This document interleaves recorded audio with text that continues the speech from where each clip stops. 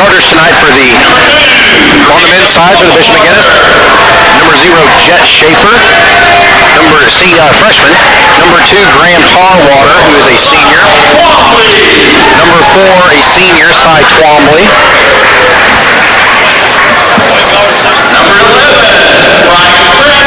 Number 11, Bryce Bradley, a 6'3" junior. And finally, number 11, check that, number 25, Cooper Shepard, a 6'5" senior.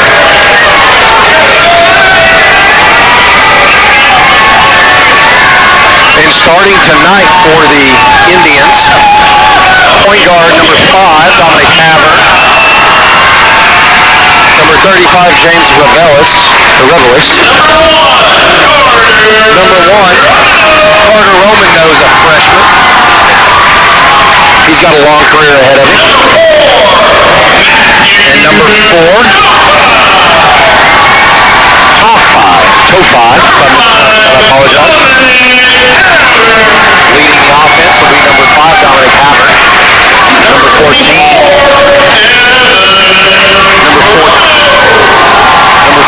Evan Romanos.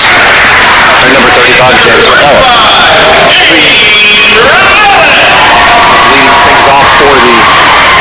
off for the Indians tonight. Team circle up for their last minute instructions.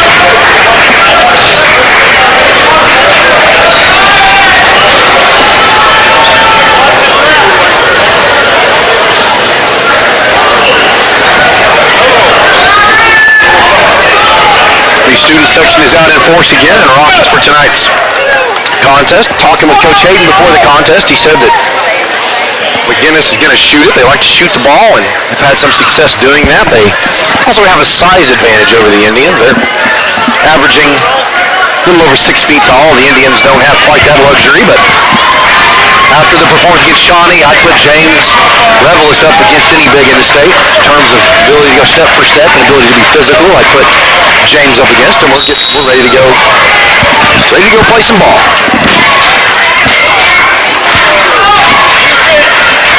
There's the toss, and McGuinness secures the ball. The possession arrow to favor the Indians.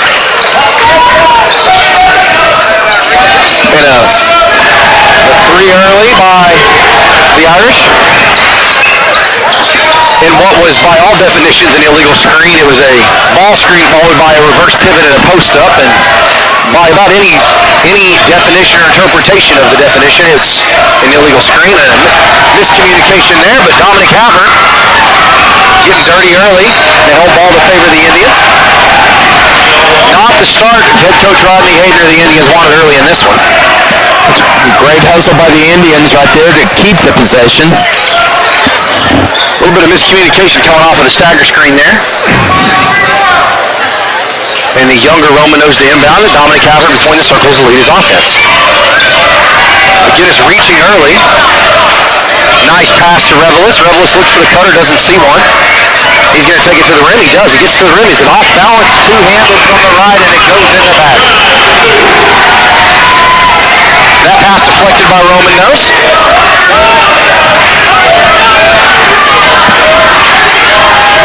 Good defense by Dominic Haver to force his man baseline and then flatten him out and not let him take the over the block. Lots of loose balls so far. El Reno deflecting some looks early. And the freshman Romanos on ball defense. Another double screen by McGuinness and an interchange to the shooter. No good. Rebounded by Romanos. He's displaced, but the officials pass on it. And Romanos to lead the break. Great cut by the younger Romanos. Draws the foul in the end one basket. Brother to brother. Great look. The senior quarterback, Evan Romanos, utilizing his football skills, the one-handed, left-handed baseball-style pass to the cutting Carter Romanos, who saw the contact coming, absorbed the contact, waited till he was clear, and then shot the left-handed layup off the glass softly and in. And no good. El Reno leads early, though, 4-3 on the back of the Romanos to Romanos connection, El Reno shows double team and then backs out. Officials let this one be physical early, but a good call there against Evan Romanos. He said he got pushed, but He's going to get the call there on the contact to the shooter's hand. Be 2 throws. I don't have an opinion on the possibility of a call before that, but that one was a solid call by the officiating crew. And that one was off the iron long to the top of the backboard and no good. The second one is up and good.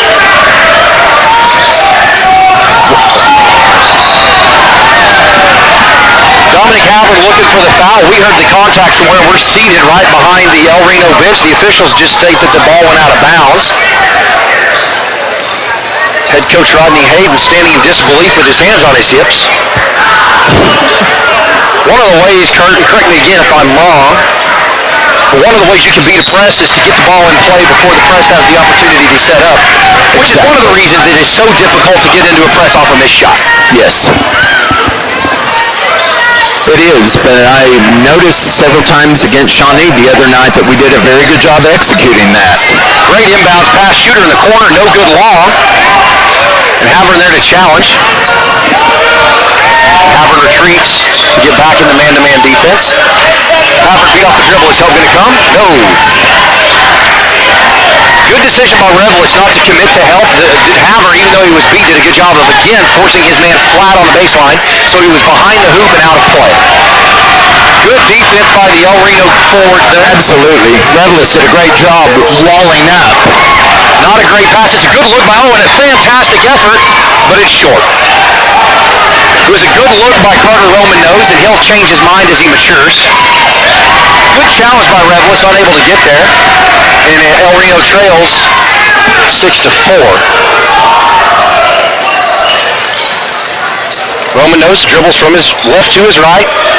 Dribble handoff, another dribble handoff, that to the younger, back to the elder. Miscommunication, but corralled nonetheless by the younger Roman-Nose, who pulls it out, sets his offense up on the E of Big Blue, or I'm sorry, the O of El Reno, rather. Nice bounce pass. Another nice pass. Carter Roman-Nose drew the contact. The officials passed on it, but that's a call that you'll either get later in the season or possibly later today. Correct. And we have Brother connection again. good defense. And again, a disagreement between head coach Rodney Hayden and the officials.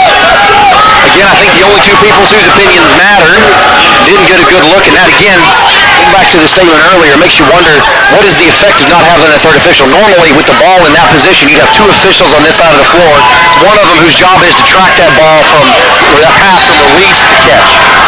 Correct. Well, and even in the girls' game, these officials didn't get to rest very often because the game was up and down and physical. Absolutely. And so you have to figure it out. Well, for those at home who think it's easy, on average, in a girl-boy doubleheader, they're going to run between 4.5 and 5 miles. That's right. But it doesn't look that far because they're doing it 70 to 90 feet at a time. Right. But you total all those steps up, and it's 4.5 to 5 miles. That's right. And I won't say the official's name, but one of the officials I went to college with, and I know how old I am, and I know how old he is. I wouldn't want to be doing it. Reno trailing 8-6 after the conversion. And a foul called against Bishop McGuinness for they're going to call McGuinness 25 for the forearm shiver. Had we been playing across the street at Memorial Stadium, it would have been a heck of a pick on a drag route, but unfortunately we put the helmets in locker rooms already. That's right. And the younger Roman-Nose. Great cut by Evan Roman-Nose. Fantastic play call. Excellent. Good play calls are helpful, but great execution's even better. Absolutely. Good play call and even better execution. Without the execution, you don't look that good as a coach. But when that happens, you look great. This game is getting physical rapidly. Book both directions. Now, El Reno committed a foul there. The officials passed on it. Loose ball. It's going to stay here. El Reno to sub, checking in for the Indians. Number 15, Rossi Harjo, and number 10, Vincent Walker, as Dom comes to the bench and the younger Romanos Carter comes to the bench. Coach Hayden and I talked about this earlier this week. It's a huge benefit to the Indians that Rossi Harjo can come in as the point guard in relief of Dom Havert, and you don't lose much. Correct. You've got some youth. To an extent, although Rossi is a senior, he doesn't have as many floor minutes, but in terms of ability to run the offense, the ability to play on both sides of the floor, both offensively and defensively, manage the transition game, you don't lose a lot. And being able to, again, having some depth, just like we talked about in the girls' game, having depth of position is super, super helpful. Correct. And when you've got great ball by Revel, not only just for the basket, that was a great move. It was.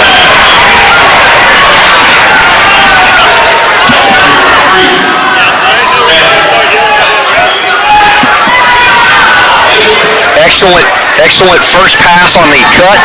Excellent second pass. And then Revelis to fight through contact and score the basket. El Reno now leading 10-8 on the back of the James Revelis and one as he awaits his turn at the charity stripe, and the McGuinness Irish are cleaning up the spilt milk to say. One thing about Revelis that I really like, and anybody that's watching the game right now, he is an undersized post. He is. He's the Charles Barkley of high school basketball. He absolutely bulls his way in. He's got a nice soft touch around the go, and just an all-around player.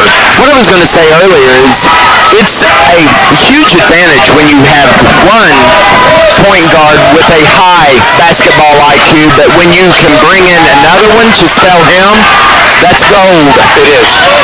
Another great rebound there by Matthew Tofi.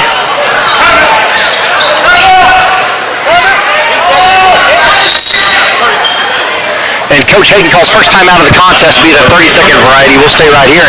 And to your point, Kurt, James Revelis is listed at 6'3". I think that's a generous 6'3". Basketball coaches tend to add a couple inches and a couple of pounds. That's extremely generous. And it's certainly not a knock on the young man. I think it's a credit to what he's able to do. Absolutely. In 5A play, yes, we tend to see 6'5", 6'6", 6'7", 6'8" in those positions as opposed to 6'3". So it's certainly not a knock on the young man. No. You're limited to whatever you're born with, whatever you develop. That's right. And you can make up those 3 or 4 inches by getting in the weight room. You can make up those 3 or 4, and we saw the success he had as a tight end and kind of a running back in football, the power he can generate. Yes. And you can make up for, 6'3", a strong 6'3", a lot of times can outwork a softer 6'5" or a softer 6'6". Right. Well, and earlier in the girls' game, you made mention of the fact that several of our post girls have very good footwork. He has extremely good footwork, and very seldom is called for a walk because he doesn't. Absolutely. He understands. The first part of that, I think, is understanding what is the travel rule. Has nothing to do with steps and everything to do with the pivot foot. Correct. And then understanding, and pivoting is a key component of basketball, but in post play especially, it's a key component. Yes. And understanding how to use the pivots, forward pivots, front pivots, reverse pivots. In the post, the half reverse pivot we call the Sigma pivot, made famous by Jack Sigma. Correct. Right. Some of those plays, understanding how to use those techniques to create space. If you're being defended by 6'5", 6'6", you can use that Sigma pivot in a dribble to create some space to get a jump shot off. The use of the shot fake to generate space, and they're going to get Revelis for the foul there. But being able to make that 6'3" play either closer to 6'5" or 6'6", or making that 6'5", 6'6" play closer to 6'3". That's exactly right. The use of technique. Yes. And again, one of those things, we'll say it all night, one of those things doesn't show up in the stat sheet. It's only going to show up in the film room. Right. Jacob Robertson just checked in for Romanos to give him a little bit of break. He's got a little bit more height, but definitely one that you're not going to push around in the paint. And he had a great outing against Shawnee. Being just a freshman, he's also playing on the JV schedule, so that's going to help get minutes to a point. Sometimes to get to the next level, you just need to play. Correct. You just need to see the situations. You just need to make the decision. Yes. one of those things that, being young and being able to play both schedules, both the JV schedule early in the day, and then when the lights come on, the stands fill up. Right, those JV minutes are helpful. In two capacities. One, you're getting reps, and two, you're working with those who are going to be your teammates in the years to come. Exactly. And you're working on that timing, you're working on that communication. And although I can point and yell, a lot of basketball is silent communication, understanding the game, understanding the system you work within. And that foul called against Carter Roman knows. And another foul, either against Robertson, but it's not. They're going to get Vincent Walker, the 5'11 senior. That's going to be his first. Physical game so far, 19 fouls called, and I think they've passed on at least that many that were either 50-50 calls or even missed fouls. Certainly not being critical. Again, there's two of them in an environment that is designed for three.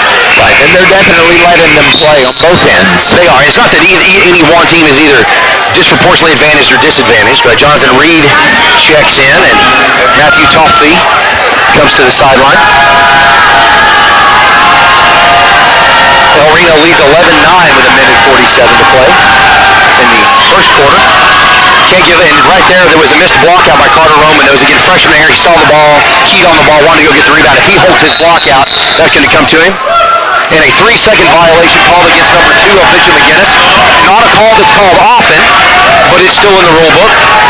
A lot of officials are afraid to call that under the theory of, if I call it here, I got to call it all night on both ends. But at the end of the day, the rule book says it is a violation, and it should be enforced. It is incumbent upon your post players to understand how long they can take that position and how long they can get out. And if you're actively moving in and out of the paint, by rule, the 3-second clock doesn't start until you establish. Anyway, that's right. So understand, and good coaching, will help those post players understand. And Coach Hayden does a great job of this. If you feel like you're getting a 3-second call, go show screen, go show pass, go show shot, do something to reset that clock and understand how to use that rule to your advantage. Good defense by Excellent job by Jacob Robertson right there. First to challenge the shot, then to establish the block out, hold that block out, and draw the foul. He moved his feet, hands straight up, did not reach down. And these players are going to get coached up. They're getting coached up by the officials in an attempt to preventively officiate a technical foul. The big fella from McGuinness was just hit with a 3-second violation in the last possession. And now the officials are officiating preventively. Although in a two-person crew, you generally don't want both officials standing with those players. You need somebody monitoring the other 8, as well as the benches and coaches. Correct. And again, I think that's the 3-person mindset where you normally have one who can watch that, and then 2 who can coach those kids, who can preventively officiate those kids. Long 3, no good. Quick rebound, no good. I know you had an open look at the basket, but I think you almost come down and set up a nice jump shot there or a layup look. And another defensive effort to deflect that out of bounds. If I had a stat sheet in front of me, we probably had 7 or 8 deflections, at least in the first quarter, as we're inside 60 to play El Reno with a 2-point lead, 11-9. Exactly. What I really liked about that play right there is that was Jacob Robertson running the floor as a post and getting the deflect and breaking up a sure layup for McGuinness. Absolutely. Knowing where you are in the transition, that's going to be an offensive foul. No, they're going to hit him with a travel. Knowing where you are in the transition game, am I first man back? Do I have basket responsibilities here? Am I second man back? Do I have ball responsibilities here? Correct. Or am I trailing the play? That's right. And I need to come down and set up in our base defense? Yep, that's right. Right, and that's, again, something that you coach it, you run it when there's nobody here to see it, and you expect it to be executed correctly, and it was there. Robertson understood his role. He knew he was second man back, and he had ball responsibilities. First man back's got basket responsibilities. Second man back's got ball responsibilities. He understood his role, and he executed it well. That's right. And when you're playing for Coach Hayden, you better hustle back. Absolutely. Oh, he's looking for the shot. Turnaround jumper. A little bit unconventional way to get it done. He shows shot. He turns around, shoots the blind fadeaway off the glass. Yeah, again, that's Revelis with that great footwork. And he got the separation because of holding that pivot foot down and doing fundamental basketball. And another traveling violation. And right there, the young man was straight up, straight down. They ran into him. He walls up well, doesn't slap down, gets the turnover. Absolutely. Good job by Revelis. Well executed on both sides of the ball there.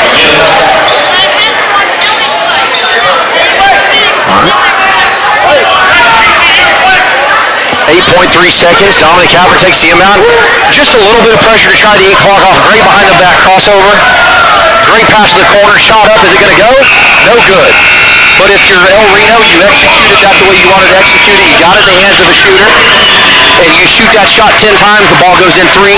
30% from three-point line in high school is a very respectable average. Yeah, absolutely. And again, Havern, our point guard, comes in and executes perfectly exactly what Coach Hayden grew up. So it's a formula for success, and the Indians are looking good. And I got to give a big shout out to our student body. They are rocking this place. They are.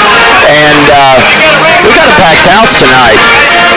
We do. We've got parents, we've got fans, we've got community members. I think about 2/3 of the teachers in the district are here, and those who aren't probably have young ones at home, including my wife. She's at home with our young one who is not feeling well. Otherwise, they plan on being here for this one. Right. Once again, it's great to be able to be here in person. And I know the kids are feeding off of that. I've talked to many of them, boys and girls, that were so excited, and the coaches, that the fans were once again going to be in, because if you don't know El Reno basketball, we have a great fan base for our girls and our boys. We do. And to me, part of small, and El Reno's still a small town. It's a 5A school, small town. Correct. It's not small town basketball until it's 85 degrees in the winter with the door shut. Yeah. Which is about what it is in here. It's a little bit warm. So exactly. That's part of it. Coming and sweating even though you're not playing. Now that may be because I'm old and I'm round, but the good news is round is a shape. My 2-year-old would tell you round is a shape. Correct. So I'm not out of shape. I'm just a different shape. There was one game I was in here, and I was keeping clock for the girls' volleyball, and it had to be 110 degrees, so I nicknamed it the Kiln. And that's certainly, and that's one of those small home court advantages, right? If you're conditioned and you're used to playing in those temperatures, and then you have somebody who's not. Yes. Havern's going to get rung up for the reaching foul there. I believe that's going to be his second foul of the night. That gives El Reno 16 fouls. But you know what I like about that foul? First. It wasn't a 1-and-1, and he kept a post player, a very significant post player in Revelis, away from a foul. Again, that's high IQ. And when you've got somebody like Rossi Harjo, if you end up in foul trouble or you need that breather, you don't lose a lot. That's right. And it's not that Dom doesn't bring a lot, it's that Rossi brings a lot. Correct. He comes out on the floor. Correct. And a great short corner jump shot there to increase that lead. It is 15, check that, 15-12 in favor of the Irish, and they call a 30-second timeout. 7:20 to play. El Reno leads 15-12, and they're going to inbound the ball with what we call the open end line after a made basket. The baseline, or as the book refers to it, the end line is open from sideline to sideline, so sometimes you'll see those players run back and forth. And I've seen coaches draw sets out of that. Absolutely. You can even have a player step out of bounds, throw it to him out of bounds. Yes. Sort of the, double pass or halfback pass. You throw the backwards pass to the flat and then throw the go route. See coaches use that to break presses. Yes. I've seen that. Coaches use that to throw a wrinkle in a set. Yes. One of the things you can also do is you can pick up a cheap foul on an opposing player, because when you start running, if you have somebody set a screen and they turn around and run over them. Absolutely. Or if you're able to pump fake and you can get the defense out of sorts and they cross that line, it's a delay of game. If you get it twice, it's a procedural technical, not a behavioral-based technical. It's a procedural technical, is all right. Still goes in the book as the same, but it's not that any player misbehaved or acted unbecoming. It's just there's no other way to categorize that particular violation. Correct. Well, let's put it in the book. It's taking that advantage away. Unfair advantage. Not a great pass, but a great effort by Revelis to keep that drive alive, that ball alive. Big three, no good. Kurt, I think we continue to watch that and see if at some point in the game Revelis pass fakes that and then he gets an uncontested layup. Because they're the help man, right? The first man back man with basket responsibilities. Good defense by Revelis there. To pick up the ball. And you know what's interesting about that play is the McGuinness fans wanted a foul called. Revelis walled up. He did not do a thing but hold his ground, and the McGuinness player kept banging into him. Absolutely, and that's a common misconception by both casual and ardent students of the game, fans of the game of basketball. A player is entitled to the space over which they stand from the floor to infinity vertically. So the old wives' tale, you can't jump and take a charge, is untrue. As long as you jump within your space, you can move any direction within that space. Correct. And that's again, good coaching and an understanding of how to use that space and use that rule to your advantage. Yes. What a beautiful Great play by Dominic Havern. Great pass by James Revelis, and Havern avoided the contact, changed the shot. We generally advise against changing the shot, but when it goes in, you don't get to make the argument. Yeah, Havern's another one that I've enjoyed watching coming up as a freshman and JV player, and he always plays hard and gives you his best effort. Reno leads 17-14, and although that basket went in for the Irish, good defense by Revelis straight up and down, and he forced the shooter to have that high arcing, what we call the teardrop floater. And although that went in, that is a low percentage shot. It's a hard shot to shoot consistently, and it's a hard shot to shoot with confidence. Yes. Great ball movement by the Indians. They didn't get the shot to go down, but perfectly executed again. Good defense by Dominic Havern. He had a 3-on-1 disadvantage and was able to get an intentionally kicked basketball. It's not a foul. The Irish will inbound, and Dominic single-handedly killed the fast break. The odds were stacked against him, and I was watching him play, see how is he going to play this. And this is a drill. We called it blitz. Every coach has a version of this drill that you run. First practice of the season, and once a week. Yes. It's sort of like 2-minute drills. You don't run it long. You run it 2 or 3 reps through.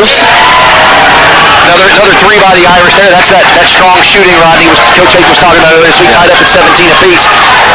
And although they scored on that fantastic play by Havern to stop the fast break, and that's that drill in action. You got help coming. You got to find a way to stall the basket, stall the shot, till help can get there. Yeah, Coach Hayden just motioned to his players. They quit going underneath the screen. And a great baseline dribble drop spin move by James Revelis for the and one.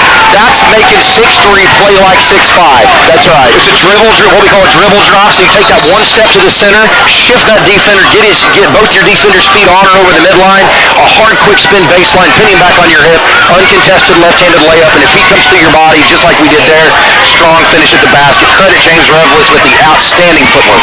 James is also very, very good with either hand. Yes. And so he becomes a problem. Yeah, if you force him left, he says, okay. Correct. I can shoot left-handed layups. He forces him right. I can shoot a right-handed layup. Correct. James takes by virtue of the and one of the basket, we were tied at 17 apiece, and that old-fashioned three-point play by Revelis gives El Reno a 20-17 lead with 5:13 to play. Revelis is subbed out. He comes to the bench for his well-deserved break. He's going to towel off and rehydrate and be prepared to have his number called again, because it will be called again. Rodney's going to come right back to him. Del Reno leading 20-17, 5 minutes, 10 seconds and counting to the half. I think if you're El Reno, it hasn't been a perfect half, but it's been a pretty darn good one. Another long 3 by the shooter. He knocks that one down. And to that shooter's credit, that's a hard shot. That is a hard shot. Jacob did a great job contesting right there without fouling. Great job by Jacob to keep that ball alive. Wow. Jacob, great play.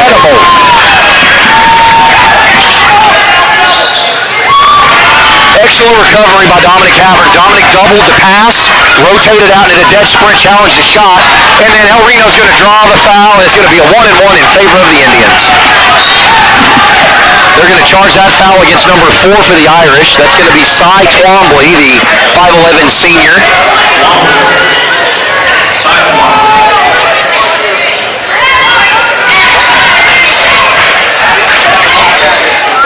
With 4:33 to play, El Reno leads 22-20. And checking in for the Indians, number 10, Vincent Walker. And checking out, 15, Rossi Harjo, as Harjo came in. And that, if I'm, from the defensive perspective, if I've got Dom Havern and Rossi Harjo on the floor at the same time, that's a matchup nightmare. They can both handle the rock. Absolutely. They can both shoot the ball, and they can both penetrate against any type of defense you're going to give them.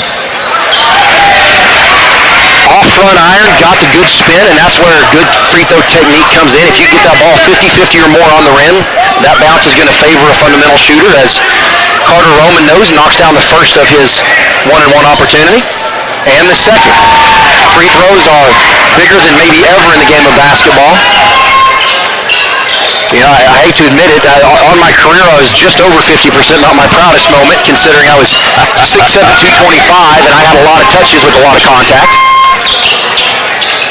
Another great defensive effort there by Carter Roman. He didn't block it. He got just enough pressure on it. The shooter changed his shot.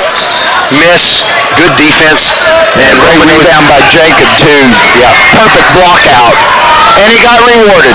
No, unable to make a finish, but he still stayed in the play. May have traveled there, but no whistle. Good help by Dom. Or good coverage by Dom. Good help coming over, and that's going to be a foul on Robertson. And I think that foul is a result of the youth and inexperience. He was in position, and Coach Hayden's talking to him. You're in position. You don't need to jump. Right. Even though you're behind him, you're still pressuring him. You got help in front of you. It's a functional double team.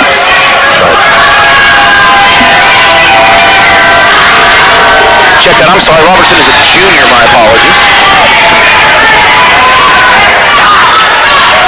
But still, played mostly on the JV last year. He's getting his moments, and he's making the best of them. He's doing a great job. 24-21 now the lead with 3:54 to play. And McGuinness pressed for about 6 or 7 consecutive possessions, and El Reno scored some points out. It looks like they've at least for now abandoned that. We'll see if they come back to it at some point in the game. It may be a matchup-specific press. Yes. If you get Harjo in or if you get Dominic off the floor, they may press based on matchup. Correct. Dribble handoff, ball screen. There's the roller. Oh, he saw it, but he saw it late. Robertson rolled it, was just camping out in the paint, waiting for the ball. He saw it, but he saw it late. Another long three by the shooter off the glass, and the bank's open late tonight. And that's going to tie it up 24 apiece, and as well as McGuinness has shot the ball, to only be tied, I think El Reno's in a pretty good position here as Revlis gets the nod. He heads back to the scorer's table. And then Robertson's going to go shoot his bonus opportunity at the charity stripe, having drawn the foul by number 0.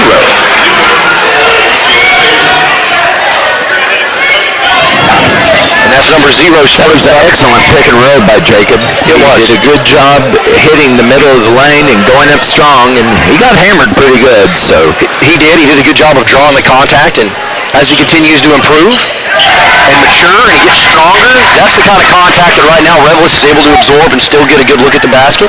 It's just one of those things. It's trips to the weight room. It's all those other things that are inherent in any athletic sport, and he's only going to continue to get better.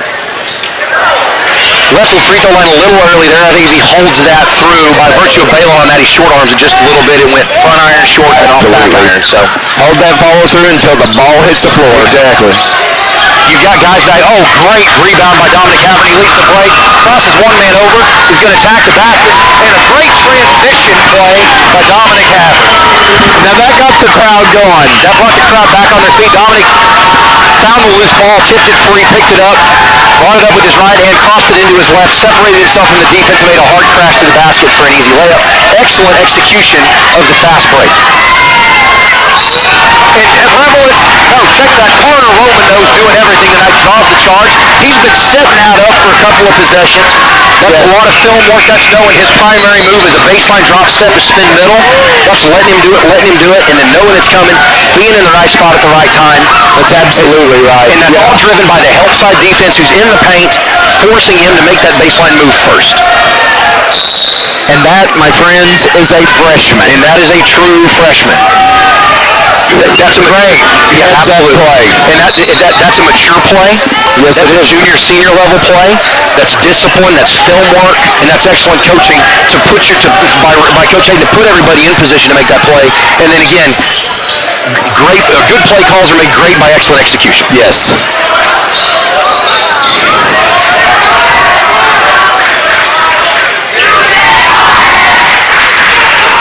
And the student section has come alive. Nearing 2 minutes to play, El Reno leading by 3, 27-24, what has been a very good, exciting half of basketball. Havern sets the offense up, dribbling it just to the right between the circles. Dribbles with his right hand. Fakes the dribble handoff. Excellent play call. Shot is long. Rebound. He goes right back up to the basket and draws the foul. And the Bishop McGuinness head coach can't even get upset about it. He's yelling at his players. They were out of position. Didn't go straight up. Correct. Yeah, that's one of those that Revlis was so wide open. He was like, somebody's going to nail me. So his eyes got awful big. And McGuinness looking at a little bit of foul trouble now. Number 3 for McGuinness now. And now being penalized with his 3rd foul as presumably his substitute comes to the table.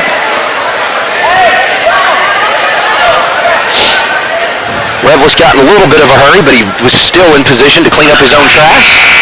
Set it back up. Excellent rebounders. Love average shooters. correct. We just pick up the trash and take it out. That's right. Now, there were also games where I really liked having guys who could shoot the ball well. Yes. Right. Needed a little bit of a respite. 1 for 2 on that free throw trip. El Reno leading by 4 as we near 90 seconds to play before the halftime break. Ball screen. Revlis out off the ball screen. No good. Good offensive rebound by McGuinness there. El Reno didn't get a block out. Absolutely. Number 25 just went up over us. He did. And although it's not inherently illegal, right, for starters, the foul over the back doesn't exist. That's not a thing in the game of basketball. Right pass, bad execution. It was a good look, but he didn't throw the right kind of pass. An excellent recovery, and it's going to be deflected in favor of the Indians. Fantastic effort by Vincent Walker to get back. Up on the layup, he got a hand on it, and out of instinct, the McGuinness player reached out. It was deflected out of bounds, and El Reno, on the back of excellent effort by Vincent Walker, is going to reestablish possession with 60 seconds to play. Looks like El Reno's going to be content to hold for the last shot here. Yeah, Walker absolutely did not give up on that play, and he could have easily. And Carter Romano is called for stepping out of bounds after taking 2 hands to the body. Rodney Hayden is so confused by the call, he's not even upset about it. With El Reno a 2-point lead, 28-26 with 45 seconds to play. But to McGuinness' credit, if you execute it and you don't get called for a foul, it's not a foul. Correct. McGuinness able to make the best of that possession, tied up at 28 apiece. And for how well McGuinness can shoot the ball, El Reno's in a pretty good position here. Yep. Because you're going to have home locker room at halftime and home court advantage coming out of the break. Great play by Carter Romanos. Pass from Dom to Carter Romanos, no good. Revlis keeps that ball alive. McGuinness on the break, inside 10 seconds to play. Havert stops the break. He's called for a foul. No, an offensive foul called against the Irish. Excellent job by Dom Havert to get in position to draw the foul. Excellent defense. He just kept moving his feet. That's that slide we teach kids from the time they start learning fundamental basketball. Unless you're in a sprint, don't cross your leg, don't cross your feet and run. It's heel to step, heel to step. Great crossover. Pass ahead is going to be tipped. McGuinness has a long shot at the 3. No good, short. We're going to go into the break. All tied up at 28. 16 minutes wasn't enough. We'll play 16 more. Tied up at 28 apiece. El Reno and McGuinness all knotted up going into half. You're watching El Reno basketball. ElRenoIndians.tv. We will see you after halftime. For less than your current monthly bill, call us for a free quote today. Allegiant Marketing Group produces inbound lead generation for our clients through integrated traditional and digital campaigns. We continuously develop new strategies, tactics, and productive efficiencies so you can reach your target market and get a measurable return on investment. This fast-paced world demands for your products and services to be presented at the moment your buyers need them. Targeted and innovative marketing creates your success. Call AMG today, your marketing partner. Dr. Matt Dieselhorst at Dieselhorst Sports and Orthopedics can help you get game day ready. Dr. Dieselhorst works with athletes of all ages, taking a coordinated approach to accelerate return to play and maximize athletic performance. His work with pros in sports training, injury prevention, bracing, functional rehabilitation, and imaging works seamlessly with his medical and surgical expertise. Get started by going to Dieselhorst Sports and Orthopedics. Let Dr. Matt Dieselhorst get you back on the field, backing all Oklahoma athletes on the field and off.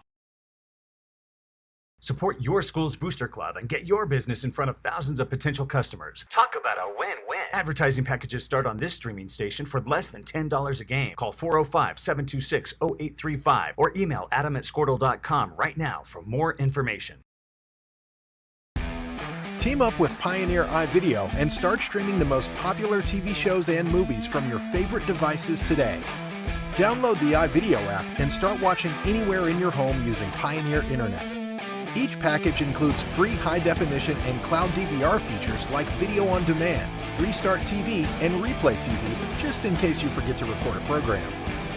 Visit gopioneer.com for more details and compatible devices. Some restrictions apply.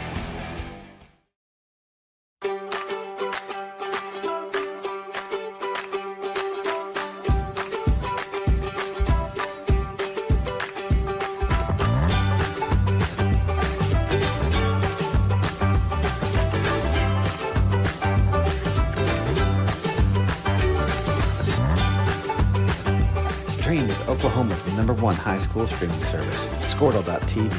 Find out more at squirtle.com/stream. At Maples Nixon Diesel Horse, we've helped a lot of people, and our goal was to treat each and every person like a friend. And as a friend, we've got your back always. We understand what you're going through. Being lawyers is what we do, but it's not all that we are. We care. We'll stand beside you throughout the entire legal process, not just as lawyers, but as your friends. We are Maples Nixon Diesel Horse, and we are here to help.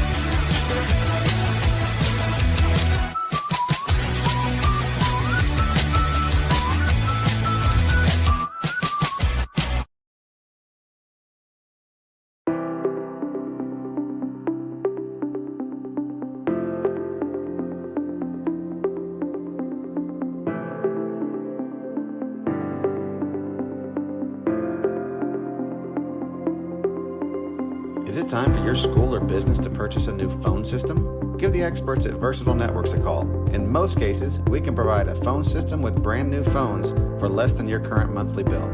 Call us for a free quote today. Allegiant Marketing Group produces inbound lead generation for our clients through integrated traditional and digital campaigns. We continuously develop new strategies, tactics, and productive efficiencies so you can reach your target market and get a measurable return on investment. This fast-paced world demands for your products and services to be presented at the moment your buyers need them. Targeted and innovative marketing creates your success. Call AMG today, your marketing partner. Dr. Matt Dieselhorst at Dieselhorst Sports and Orthopedics can help you get game day ready. Dr. Dieselhorst works with athletes of all ages, taking a coordinated approach to accelerate return to play and maximize athletic performance. His work with pros in sports training, injury prevention, bracing, functional rehabilitation, and imaging works seamlessly with his medical and surgical expertise. Get started by going to Dieselhorst Sports and Orthopedics. Let Dr. Matt Dieselhorst get you back on the field, backing all Oklahoma athletes on the field and off. Support your school's booster club and get your business in front of thousands of potential customers. Talk about a win-win. Advertising packages start on this streaming station for less than $10 a game. Call 405-726-0835 or email adam@squirtle.com right now for more information. Team up with Pioneer iVideo and start streaming the most popular TV shows and movies from your favorite devices today. Download the iVideo app and start watching anywhere in your home using Pioneer Internet. Each package includes free high-definition and cloud DVR features like video on demand, Restart TV, and Replay TV, just in case you forget to record a program. Visit gopioneer.com for more details and compatible devices. Some restrictions apply.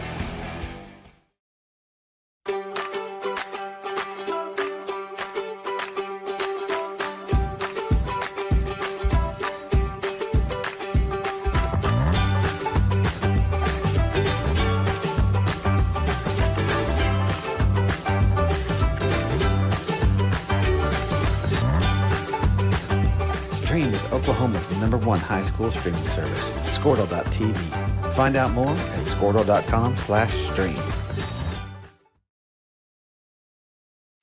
At Maples Nixon Diesel Horse, we've helped a lot of people, and our goal was to treat each and every person like a friend. And as a friend, we've got your back always. We understand what you're going through. Being lawyers is what we do, but it's not all that we are. We care. We'll stand beside you throughout the entire legal process, not just as lawyers, but as your friends. We are Maples Nixon Diesel Horse, and we are here to help.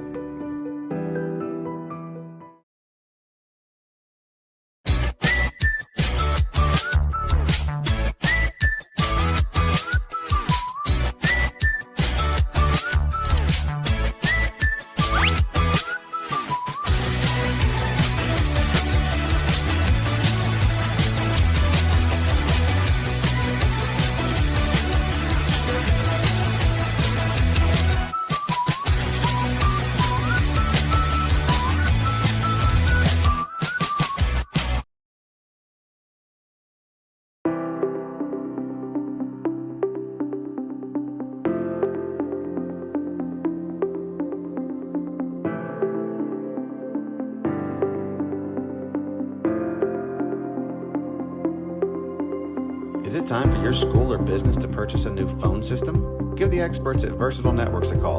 In most cases, we can provide a phone system with brand new phones for less than your current monthly bill. Call us for a free quote today. Allegiant Marketing Group produces inbound lead generation for our clients through integrated traditional and digital campaigns. We continuously develop new strategies, tactics, and productive efficiencies so you can reach your target market and get a measurable return on investment. This fast-paced world demands for your products and services to be presented at the moment your buyers need them. Targeted and innovative marketing creates your success. Call AMG today, your marketing partner.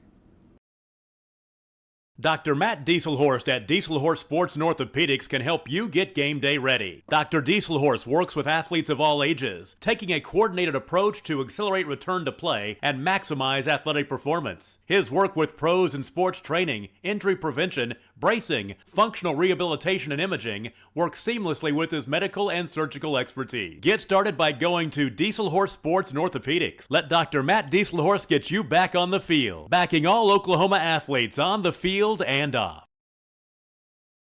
Support your school's booster club and get your business in front of thousands of potential customers. Talk about a win-win. Advertising packages start on this streaming station for less than $10 a game. Call 405-726-0835 or email adam@squirtle.com right now for more information.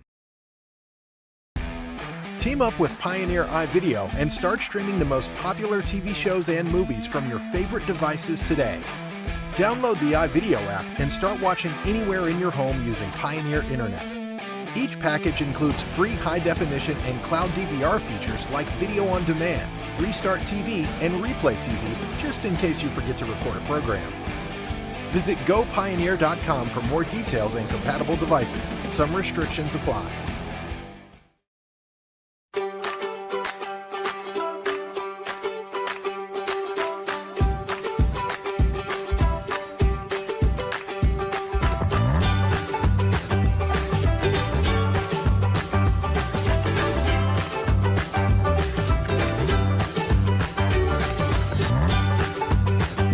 Stream with Oklahoma's #1 high school streaming service, Squirtle.tv.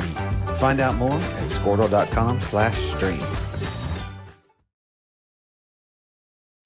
At Maples Nixon Diesel Horse, we've helped a lot of people, and our goal was to treat each and every person like a friend. And as a friend, we've got your back always. Welcome back with 8 minutes on the clock. We are tied at 28 apiece as we prepare to start the second half. The possession arrow favors the Indians, so they're going to throw it in as Havern takes it in the backcourt to start second half of play.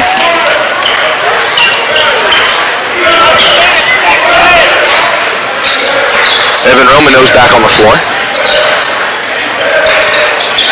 Revelis the dribble handoff. Great take by Roman Nose. Great dribble handoff by Revelis. Romano saw the advantage. Hard dribble to his left, easy layup. Just like the coach drew up. And that's why it's important, even if you're not a left-handed athlete, to be able to run plays on both sides of the floor. Romano's is left-handed. He prefers it left-handed. Yes. Being able to execute that play on both sides of the floor. It's got a great pass by Dominic Havert and a finger roll by Revelis. The only thing that Dom maybe does a little better is takes one more hard dribble, even if it's going nowhere, to draw that defender, sort of the option look in football. Right, draw that defender, and then Revelis is uncontested. A little miscommunication there. Revelis is uncontested. A great recovery by El Reno, though, after the communication. Revelis 2 hard bounces, another hard finger roll, right-handed, off the glass. El Reno jumps out to a 34-28 lead on a 6-0 run to start the second half. Yeah, we came out of the locker room ready to play. Great adjustments made, great mental attitude coming out. I don't care if that shot goes in, you don't guard it. 15 feet fading away off your back foot. Correct. If he makes 8 of them in a row, I still don't guard it. And a transition three.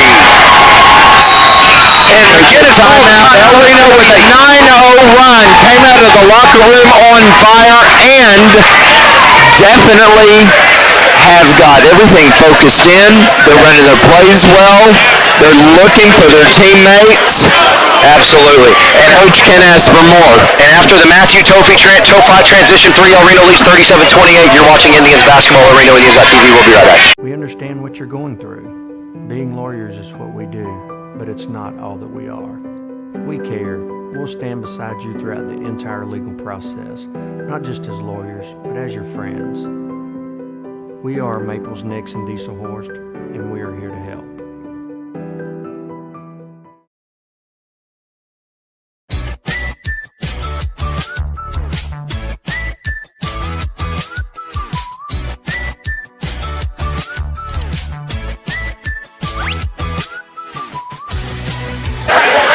Welcome back, ladies and gentlemen.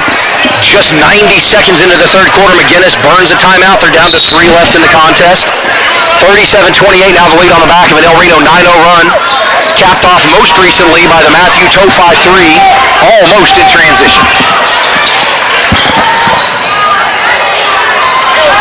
Some changes defensively for El Reno. They're not giving number 11. He had some big threes in the first half. They're not giving him the looks. The matchups are different. The Hail Mary by El Reno falls short and an interception by McGuinness. El Reno got a little bit of the head there. One more bounce doesn't kill you. One more dribble. Let the play develop deeper into the front court and then throw the ball. Double whistle as the official checks down to the outside official. They're going to call number 1, Carter Roman knows, the true 6'2" freshman guard, or really a crossover player. He's listed as a guard/forward. It creates a crossover matchup. If they're going to put a small body on him, you let him go work in the block, right in the high post area. If they're going to put a big body on him, then you're going to let him work as a guard, handle the ball, try and cross the big fella's feet up. Right. He's a tough matchup because he can elevate once he gets to the rim, and he has all the skills of a point guard. He does. We'll keep an eye on Evan Romano. A little slow coming off, holding his back left hip. He's going to go down and see head trainer Alex Bray. I'm sure she'll get him squared away. And again, Carter Romanos, the younger of the Romanos duo, a true freshman, is only going to get better. Yes. And he's on the football roster, so he's going to continue to lift weights. Right. The strength and conditioning program. Yes. Although it's less vital in basketball than it is in football, sometimes a 50-50 matchup, the ability to simply be stronger and have greater body control, can decide the outcome of that matchup. Dribble handoff right back to him. He's pressured. I think that's a good call. Great pass by Revelis. Great shot fake. 15-foot pull-up. No good. That's a travel. He wanted so bad to dunk it in this gym with these students present, he just couldn't get it all put together. Right. Yeah, young man turned around. He was so wide open. He stutter-stepped, and we saw that earlier in the first half with Revelis. He ended up getting the ball back and drawing a foul on it, the same kind of situation. Correct. It's one of those, he just didn't feel like he had his feet oriented the way he wanted, and he just got in a hurry and didn't get all the pieces put together. Great strength by Revelis there to maintain possession. 3 is short iron. Great pressure. Revelis rotates out. Good cover by Revelis. Great defense there. But they gambled, left the shooter open. Late rotating to the shooter. The bank is certainly open for number 11 tonight. It is. You know, that's 6 points off of the glass. You know, normally I'm stranded at the ATM, but apparently he gets better luck than I do after the lights get shut off.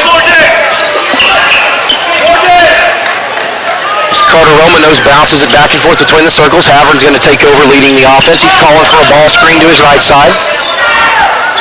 He stutters, goes against the ball screen. That's a good senior and an offensive foul called against Havern. And then McGuinness is going to get hit with a technical foul.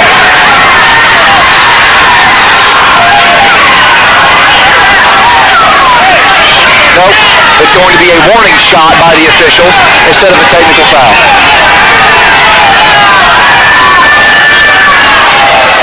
And we'll see how they adjudicate this. We'll bring it to you.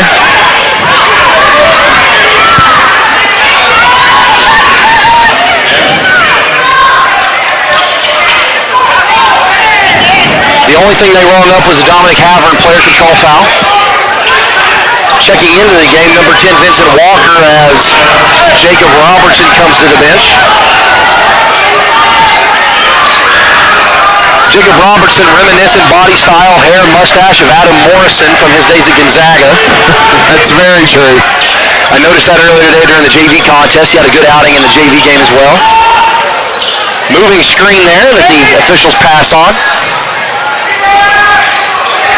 Long shot. Long shot again. Second offensive rebound given up in the possession. Revelis finally secures a defensive rebound. Great seal, one-handed seal off to hold the position there. Revelis looking for Rossi Harjo.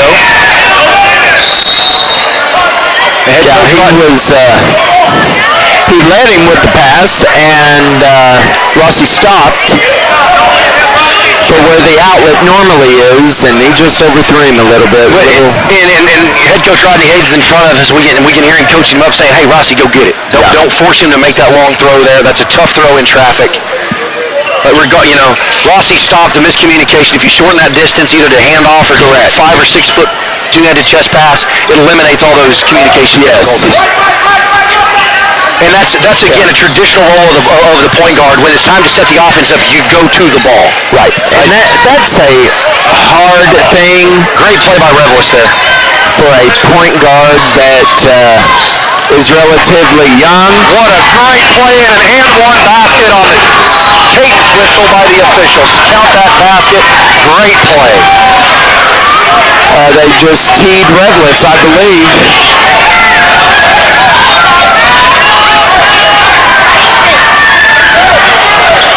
It was almost the exact same thing that number 25 did, and they gave him a warning. And I know the El Reno crowd is not going to like this. Yeah. So the way this should be adjudicated, that's a dead ball technical foul that occurred after the and one basket. Correct. Revelis will shoot an uncontested, cleared free throw. Yes. They will then go down and shoot. McGuinness will shoot 2 uncontested free throws on the technical.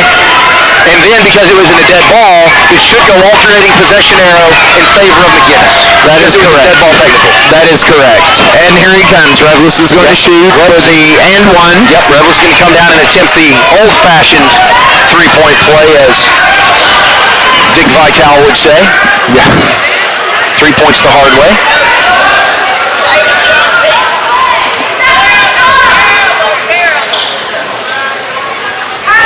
And the Revelis shot is up and good. El Reno leads 39-32, or check that, 40-32 rather, with 3:23 to play, and McGuinness to attempt their free throws that were awarded as a result of the Revelis technical foul. As Dominic Havern looks at his student section, says, "Step up with us, help us out here." I didn't know if he could shoot anything other than a three. I haven't seen him shoot anything but a three all night. Young man makes both of them. He's a good player. Went 2 for 2. Definitely the kid that, if you're in a tight contest, that's the kid you want to have. Absolutely. Now, for all of his shooting prowess, he doesn't handle the ball well. He wants to shoot coming off a pass. He wants to shoot coming off a screen. He's not real good about creating his own shots. Yes. Which is okay. Yeah. Right? He needs some space to shoot it. And actually, they did not award that as an alternating possession. They just straight gave McGuinness the ball. The arrow didn't flip. Great work by Rossi Harjo to challenge that. Good play by McGuinness and giving up the offensive rebound that close that ball's going to fall. Right. El Reno leads the lead now 4. McGuinness on essentially a 4-0 run after the Revelist and one made free throw. And another foul call, an off-ball foul call against McGuinness. That was so obvious, you have to call it. He just placed him 5 feet. Exactly. And Revelist does not just place easily. No, Revelist is he is a large individual. He's a strong individual. So it's going to be El Reno ball. Coach Hayden's going to call a 60-second timeout with 2:54 to play. El Reno leads 40-36. El Reno to inbound after the break. You're watching El Reno basketball. El Reno Indians.tv. We'll be right back.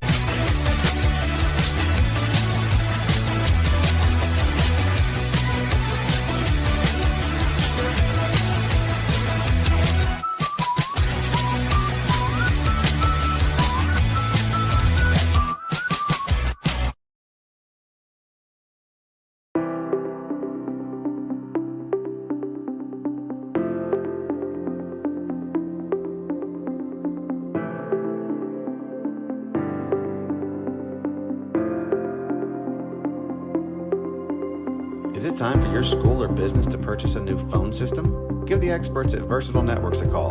In most cases, we can provide a phone system with brand new phones for less than your current monthly bill. Call us for a free quote today.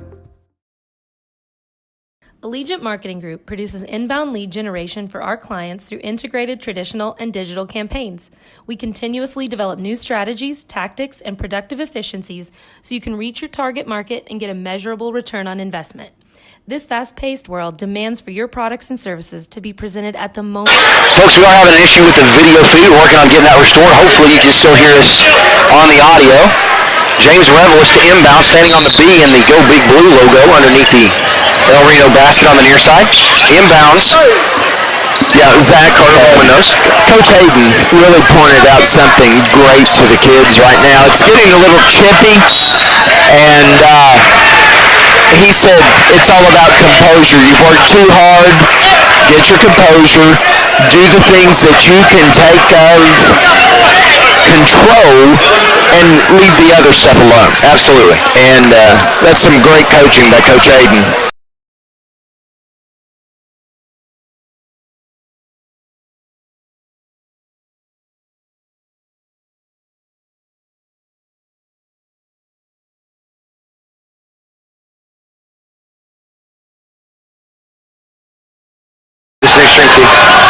That's fine. And another reaching foul called against McGuinness. So we've lost the feed. We're going to keep calling the game. Cole's going to count us in, and we're just going to keep talking like we have the feed. Okay. So when they bring it back up, we're still good. Sounds good. That's the 4th team foul against McGuinness, and the 4th team foul against number 3 for the Irish. 2:24 to play in third quarter. El Reno leading 40-38 to inbounds. Just above the 28-foot mark on the far side near the division line. I had a saying when I was coaching, cool heads win a hot game. Absolutely. And so, let's see whose cool heads are going to prevail. Coach Hayden's trying to set something up here because Dominic Havener's not the go-to point guard. He and Rossi Harjo are both on the floor, and the go-to guy here is Rossi. So I'm curious if they're trying to get a shot. Nice spin move by Revelist, and he draws the foul. Again, great footwork, great demonstration of post-play skills. If you're a youngster watching at home and you saw that, this is a game to go back and watch Revelist with his footwork, watch Revelist with his spins. with his post play, his post moves, and the ability to move that defender where he wants him without putting a body on him, without committing a personal foul, using the dribble, using post moves to move that defender around the floor, to put him in the right position to get the look that you want. Yeah, and that footwork just doesn't happen. No. That's hours of repetition and working and being in the gym. It is. It's everything from the old running the high knee tire drill to chopping the feet drill, doing pivoting around a stationary object. Absolutely. Right. Lots of drills. And maybe playing. Folks, we apologize for losing the feed. I think we're back with you, so we appreciate you staying with us. El Reno leads 41-38 as James Revelis went 1 for 2 after using a tremendous post move to draw the foul. Yeah, and maybe some of those hours were spent playing against his sister that was an All-Stater last year that graduated and was a phenomenal player for us, and it's in the bloodline. I think maybe one too many passes in transition there. We had a look at the righty layup. He made the pass.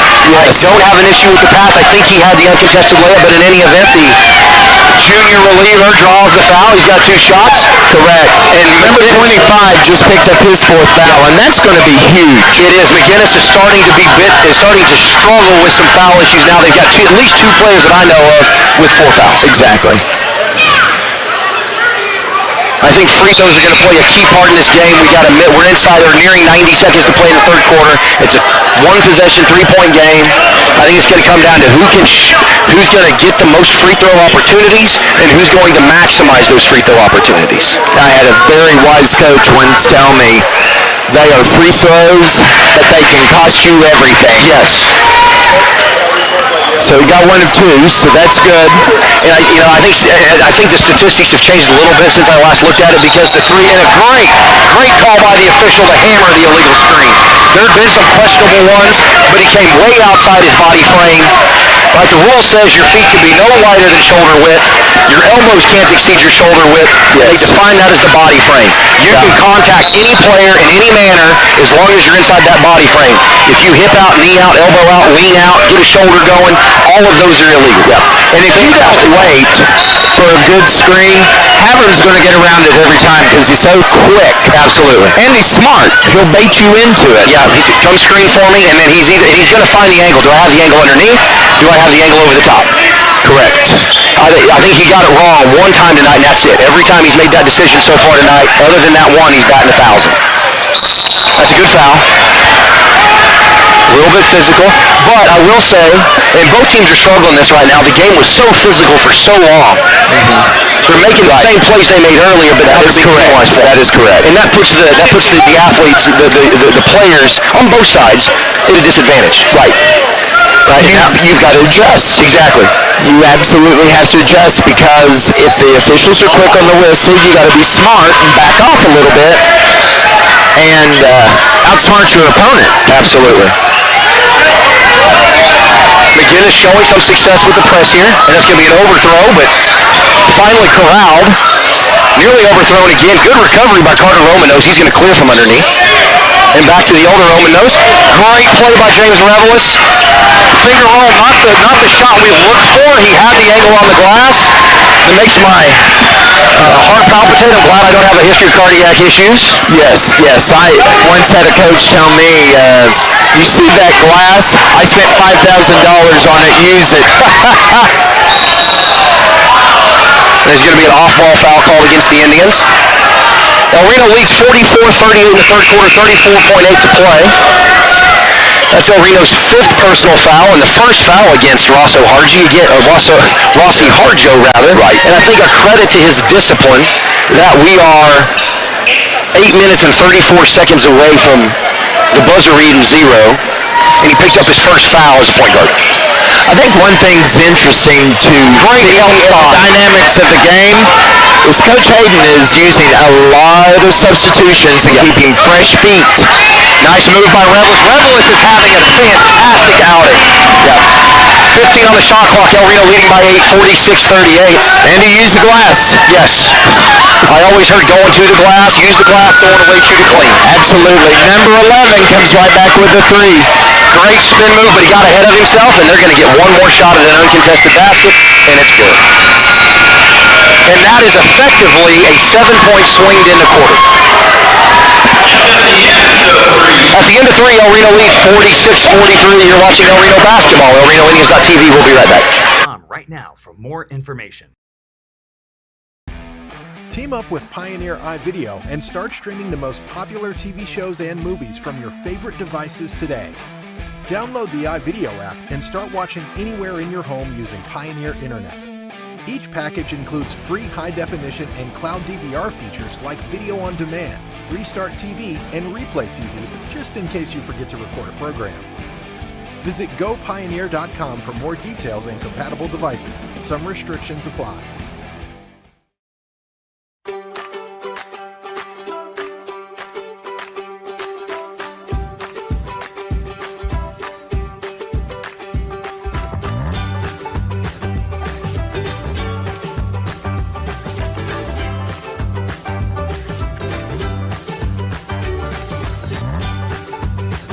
Stream with Oklahoma's #1 high school streaming service, Squirtle.tv. Find out more at Squirtle.com/stream. At Maples Nixon Diesel Horse, we've helped a lot of people, and our goal was to treat each and every person like a friend. And as a friend, we've got your back, always. We understand what you're going through. Being lawyers is what we do, but it's not all. Hey, welcome back with the huddle break occurring. 8 minutes on the clock. We are 8 minutes away from the end of regularly scheduled play, and neither team has really been able to pull away. El Reno's led by as many as 8. And then McGuinness ended that quarter on a 5-0 run, and the possession arrow favors the Irish. And we do Number 25 is back on the floor. He has 4 fouls. We need to take it to him. Absolutely. If we're having video chop issues, we do apologize. We're working to try and get those resolved. Opportunity here for the Indians. And a traveling violation by any definition, but a timeout called prior to the travel, apparently. And McGuinness calling for a 30-second timeout as the entire El Reno James Simmons Fieldhouse on its feet in verbal disagreement, with the only two who have an opinion of value. That is a polite way of saying that, Zach. You know, having officiated. He was out of control, and I did see the McGuinness coach trying to get a timeout. So that was a good piece of coaching right there by the McGuinness kids. It was, and I even though we don't like it. Absolutely. And I think Ronnie's argument, Coach Hayden's argument, carries water, which was if you can have team possession, team control without player control, but you have to have player control to have timeout. Correct. Right? So muff pass, deflected ball roll around on the floor. It's still team possession to McGuinness for the purposes of a team foul. Correct. But no player has possession. You have to have player control in order to have a timeout. Right. McGuinness to inbound it from the near side 28-foot line into the backcourt, advanced into the front court. Dribble handoff. It looks like McGuinness has kind of abandoned the ball screen look, and they're using the dribble handoff sort of in lieu of a traditional ball screen instead of a traditional pick and roll. Yes. A dribble handoff. Great pass by Revlis. Great pass by, yes it was, and an easy layup by Vincent Walker. When Revlis plays, he sees the game at a slower speed than some of his counterparts on both sides of the ball. Correct. There's nothing I enjoy any better than a postman, big man that gets the rebound and immediately looks down the floor and hits a streaking. Absolutely. Guard, 48 layup, 48-45 now the lead. And that's a good call. That's a good call. The ball got away from Dom. He picked it up. He dropped it. He picked it up again and then put it on the floor. So he called it the signal. A lot of fans use the term double dribble. It's actually illegal dribble. Correct. Because by virtue of it being interrupted and then reestablishing possession and then putting it back on the floor, we don't like it. Right. But it's still a good call. Right. And, you know, not Coach Hayden did a great piece of coaching right there. He tried to get the timeout called. He saw what was unfolding. He saw what was happening. Yep.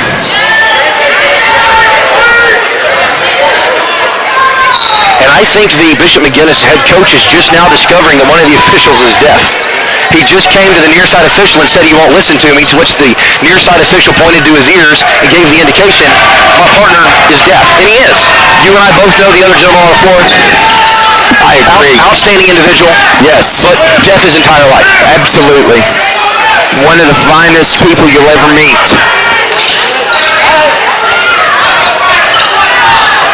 Great way to break the 5-second count. Pass to the corner, big three short. Kept alive, great rebound. Got ahead of himself there.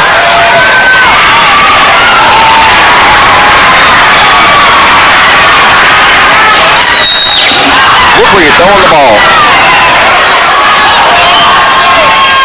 Dominic Havern did a good job of disrupting what he could. Absolutely. He ended up taking what was a routine layup and actually made it a much more difficult. It ended up being a left-handed finger roll to finish that play. Correct. McGuinness up by 1 now. 48-49. El Reno trails with 5:44 to play. McGuinness on a bit of a run here. Starting to see a little bit of the size difference come into play. But McGuinness hasn't just shot the lights out in the last few minutes like they started the game with. Inbounds pass to Reveles. Reveles trying to take advantage of the matchup. Great baseline spin and another Absolutely. They tried to double team him, but it didn't get there quick enough. Rodney Hayden doing a great job of calling plays, putting his players in situations to get the ball to the guy who's able to find the bottom of the basket. El Reno leading 50-49. Three from the top of the key, though. Good, great rebound by Harjo. Out to Romanos, to Reveles. Reveles attacks the basket again. Baseline spin, a block, and a count the basket and one. Credit James Reveles with the finish.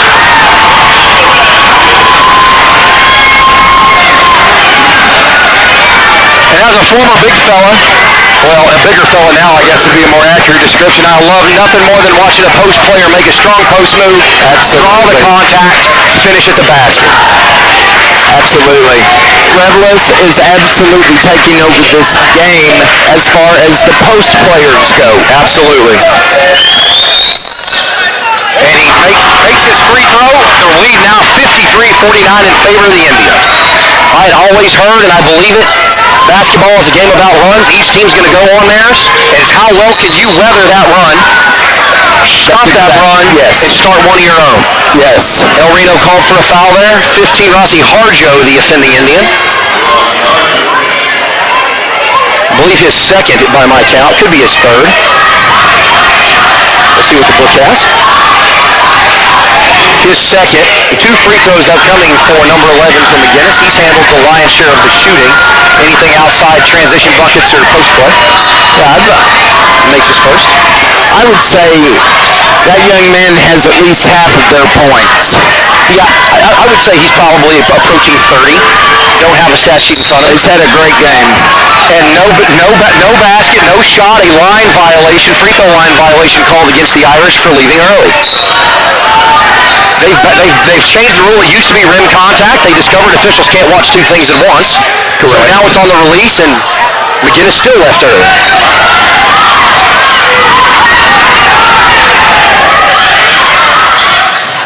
Tried to get too fancy there. Just go shoot the layup.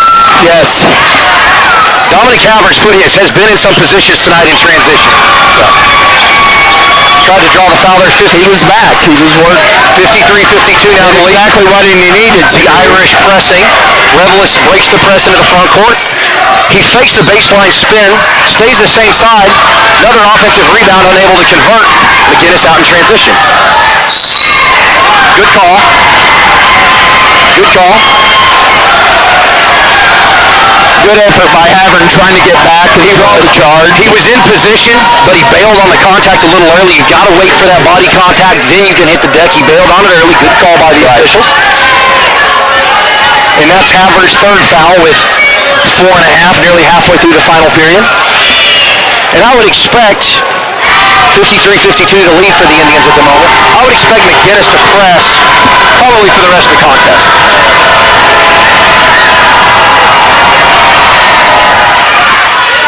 And that one was wide right, then wide left, and as they say, a double doink and no good. That's right.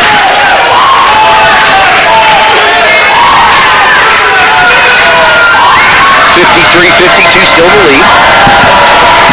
And the second of the 2-shot foul coming.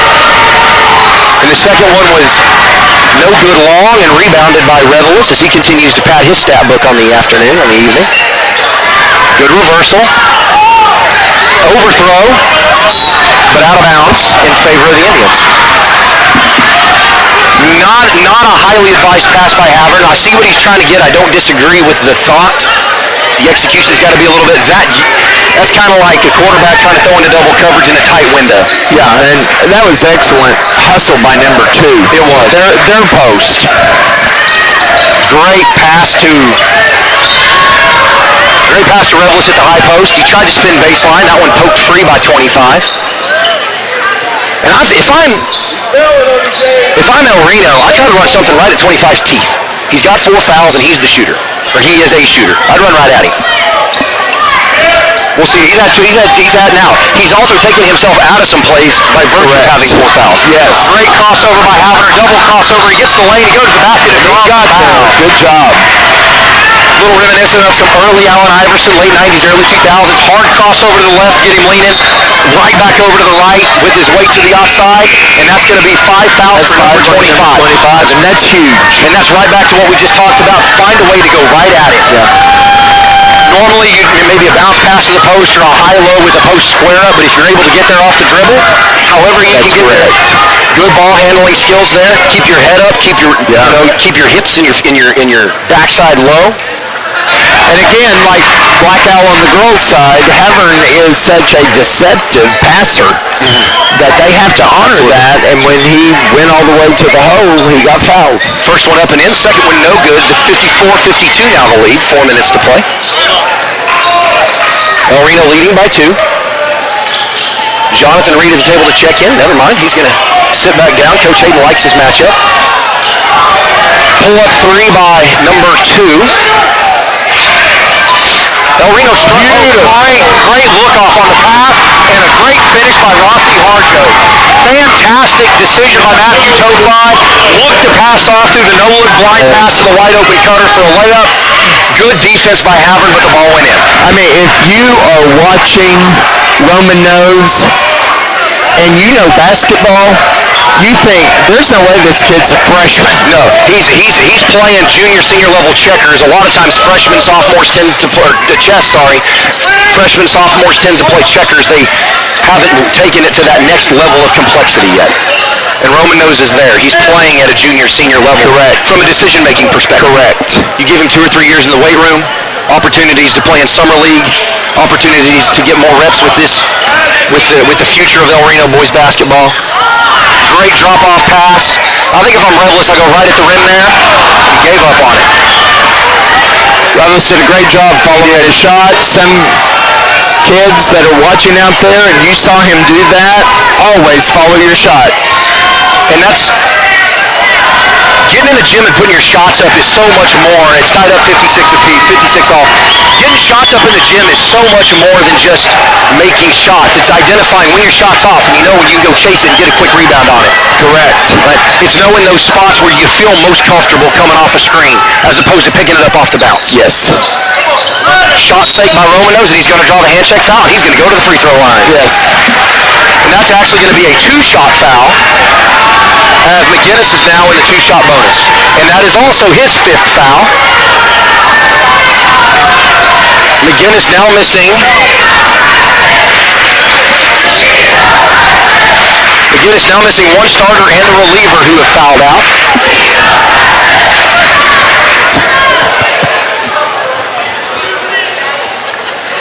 The young Roman Nose knocks down the first one, 57. That's pretty awesome. The student body was doing the chant, he's a freshman. He hasn't played like a freshman. It's kind of like the Cowboys chanting SEC after beating Oklahoma in Stillwater. Correct. I didn't like it, but correct. And as a Cowboy fan, I was just tickled pink. So between the 2 of us, we got all bases covered. There you go. Second one rattles out, no good. 57-56 the lead for the Indians. 2 minutes, 10 seconds to play in the contest. The McGuinness ball handler putting on a dribbling demonstration, going absolutely nowhere. Passes it to the corner, big 3, 2-point lead now. McGuinness 59-56 inside 2 to play. 59-57, I'm sorry, the McGuinness lead inside 2 to play. 60-second timeout called by Coach Hayden. 59-57. El Reno trails by 2. Minute 52 to play. You're watching Indian basketball. El Reno Indians.tv. We'll be right back. We are. We care. We'll stand beside you throughout the entire legal process, not just as lawyers, but as your friends. We are Maples, Nix, and Diesel Horst, and we are here to help.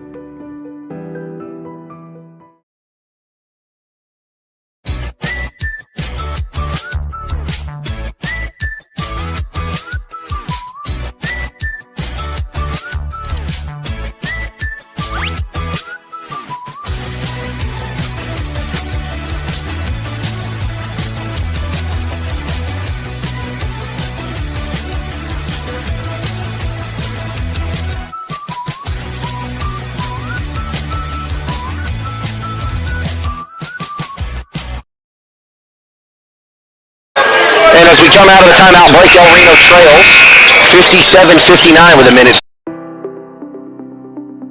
17 fouls, and McGuinness has 10 team fouls. So all fouls except the offensive kind will shoot free throws all the way home. And El Reno will inbound at the division line on the near side. Harjo to inbound. Havern trying to create space. Revelis takes it. Bad decision by Revelis. He hasn't made a lot of bad decisions tonight, but that was one of them. The McGuinness shooter pressured by Harjo. Harjo matching him step for step, forcing him to get rid of the ball. Keep an eye on 11 if you're at home watching. He's the shooter. You'll see El Reno rotating around him, but not rotating off of him. Correct. The 4-point lead now, 71-17. El Reno trails. Another turnover. El Reno's turned the ball over late in the game. And another turnover gets it right back. Baseline drive. Pop out to Havern. Havern from the top of the key. Short iron. El Reno still getting hands on about every ball that's passed more than about 10 feet. Yeah. El Reno's challenging every pass. Baseline drive, no help side, layup, 6-point lead. McGuinness called a timeout that I don't think was properly granted. I think the ball was already out of the inbounder's hand. But in any event, that's going to be a 60-second timeout as the McGuinness players decided to go chirp at the El Reno fans. That is a 60-second timeout. You're watching Indians basketball. ElRenoIndians.tv. We'll be right back.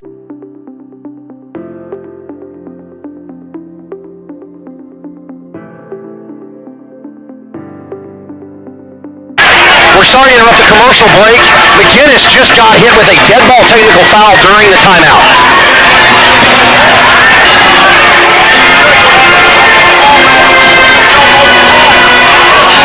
We'll see who they call this against.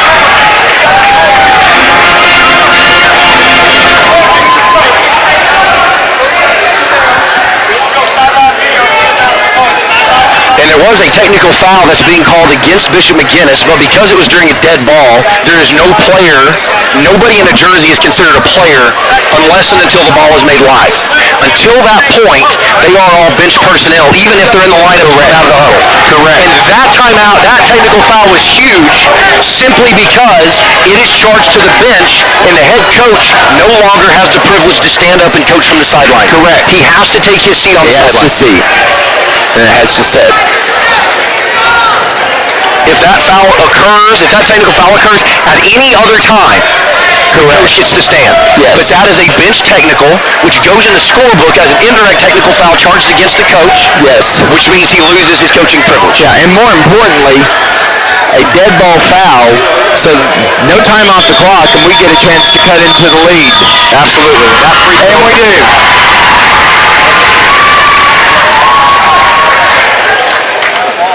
Carter Roman knows to attempt the free throws. Knocks down the first one, second one short iron. El Reno trails by 5, 58-63, but by virtue of the technical foul, El Reno was looking at having to advance out of the press. Against the press, they're now going to take it out division line, basically breaking the press by virtue of that technical foul. So we could cut it with a 3 to one possession ball game. Absolutely. Inside 60 to play, 55 and counting. 4 for McGuinness, hand checking, no call. Baseline drive, Roman knows, step back, long 3, good. Bennett Matthew Tofi with the score, and a 30-second timeout called by El Reno. The Matthew Tofi 3 from the near side elbow draws it to within 2. El Reno trails 61-63. Timeout Indians. So a 4-point turnaround Off the back of that technical foul. on that miscue by the bench. Absolutely. They had been warned once going into that timeout. There were 3 or 4 McGuinness players headed to the student section to talk to him. The coaches got to the McGuinness coaching staff's credit, they said no, sir. Correct. They separated their players. They drugged their players back in the huddle and said that's not how we do things. Yes. But emotion can be an overpowering feeling. Right. Right, and so and I think that's a credit to the El Reno student section for coming out in mass and making their presence heard. Yeah. I think they missed not being able to come in the building for a year. Oh, absolutely. Fantastic turnout against Shawnee. Fantastic turnout here. 40 points to Another play. thing I love seeing over in our student section, our girls basketball team is out in force cheering for the boys. Absolutely. McGuinness breaks the press. Gets a loose ball recovered by the Indians. To Dominic Havner. Dominic's going to lead the fast break. He's being pressured. He breaks pressure. Long pass. And it's turned over. It's a loose ball.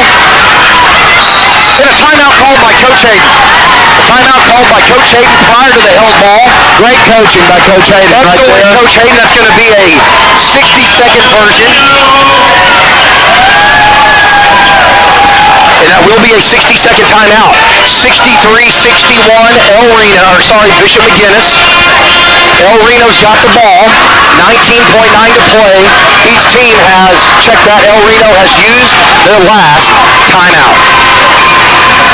And by my calculation, it should be El Reno ball. They're actually going to give it to him on the opposite side. I thought it was right around the midcourt, what we call the midline, which is the line, the imaginary line drawn from basket to basket that splits the court in half, hot dog style. Well, and the other thing about that is we made a turnover, but the boys didn't get their head down. They dug and scrapped, hit the floor, and came up with it.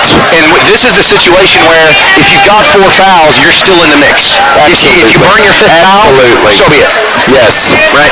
You get 5 of them. You don't get to carry them over to the next week. If you're able to make a play or have a shot at making a play, even if you've got 4 fouls, you dive in head first. Yes. And what comes of it, comes of it. Yes. And for this to be the second game of the season, this is a heavyweight tilt right here for 5A. It is. This is the type of matchup we see late February, early March going into playoffs. Absolutely. 19.9, El Reno to end it out. We have a relatively very young team. The layup ties it, and a layup ties it. El Reno getting back, keeping all men in front. 10 seconds on the clock. We're tied at 63. Great take by Carter. Roman knows he saw the gap. He went for it. Ice water in that freshman's veins. Long 3 to win it. No good. It's OT. And we're going to overtime. 32 minutes was not enough. We're going to play 4 more at the historic Jink Simmons Fieldhouse. There's going to be about a 60-second timeout between the end of regulation and the start of overtime play. We'll step away. You're watching Indian basketball. We're tied at 63. We need more time. We haven't had enough fun. We'll be right back. Is it time for your school or business to purchase a new phone system? Give the experts at Versatile Networks a call.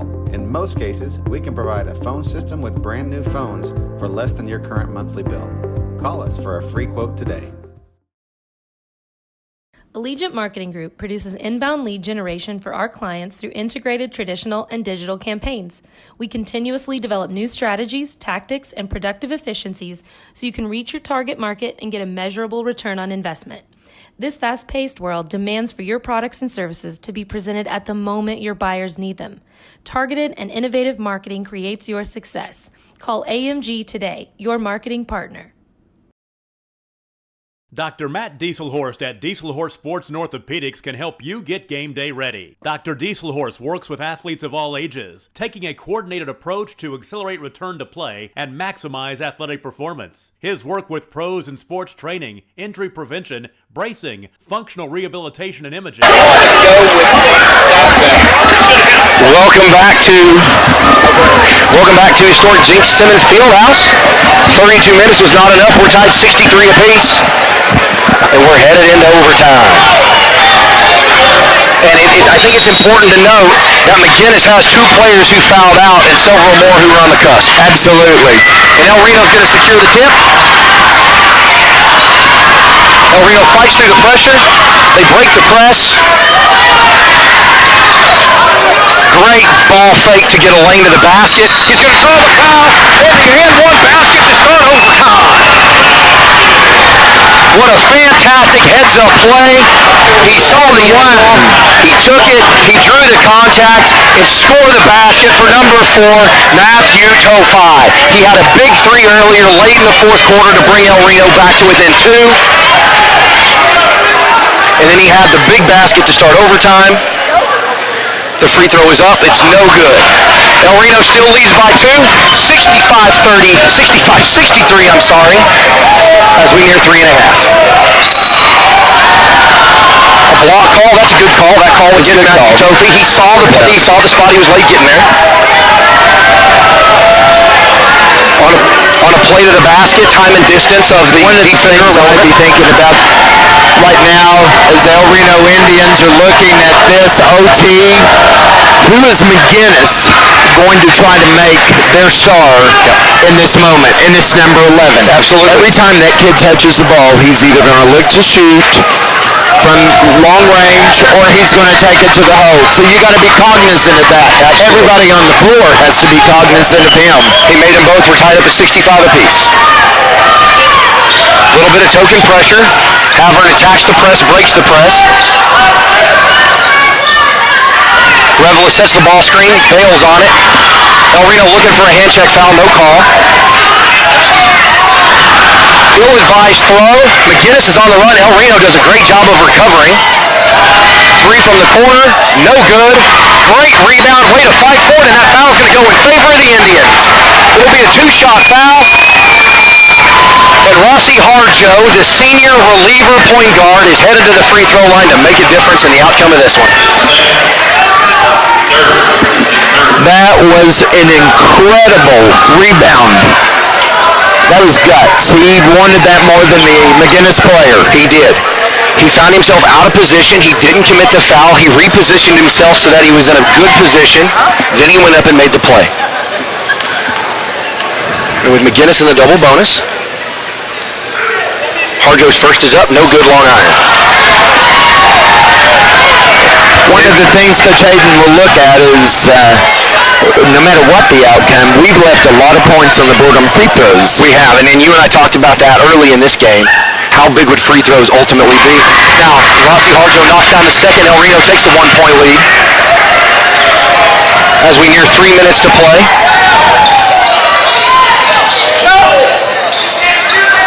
That's a walk. And they're going to get a foul there. And they're going to count the basket. That's the NBA-style continuation rule.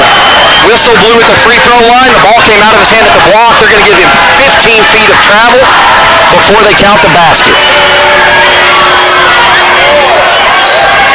I will give officials leeway on discretionary calls, subjective calls. Correct. The rule book is clear on that. That is not a continuation play. Correct.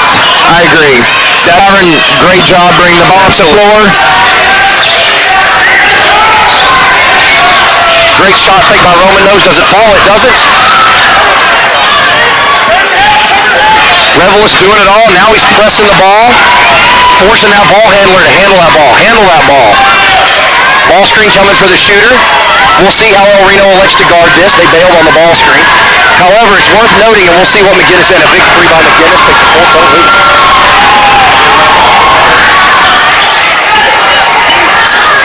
2 minutes in a basketball game with a 3-point line's a lot of time. Great move by Havern, pass fake, leap and leaner, no good. Offensive rebound corralled by Revelis, and it doesn't matter if he was set it up or not, he gets 2 of them anyway. Excellent pursuit of the ball by the Indians. This official put his whistle back in his mouth and was just getting ready to whack one of them, just getting ready to ring somebody up for a dead ball technical. And when the players worked it out amongst themselves, he passed. I don't know who was getting ready to get run up, but somebody was about to take one. Correct.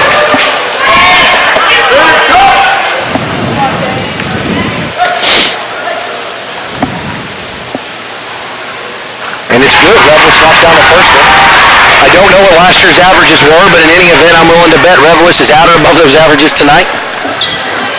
played well against Shawnee. I would say played even better tonight. Yes. Now, Yes, we're seeing the making of a young man that is going to be a factor. absolutely. Again, he plays much bigger than his 6'3" free throws. Got to make free throws. 67-70. El Reno brings it back to within 3, 2 minutes on the clock.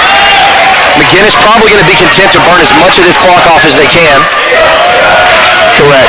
And any foul is going to be 2 free throws. And that's why making that free throw is big, because it's a 3-point game. You can't give up any points. Absolutely. This is a source of contention. Great defense by James Revelis on an ill-advised shot by the Irish. With not having shot clock. Take advantage of it, Carter, and he does.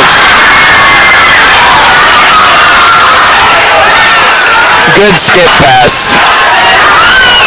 Stretch that Irish defense. Revelis inside, one bounce, and a basket by James Revelis. The Indians trail by That was excellent ball movement. Side to side. Absolutely. Down Revelis. Revelis going to need an ice bath after this one. You can see he's physically fatigued, and he keeps finding another gear. McGuinness calls a timeout.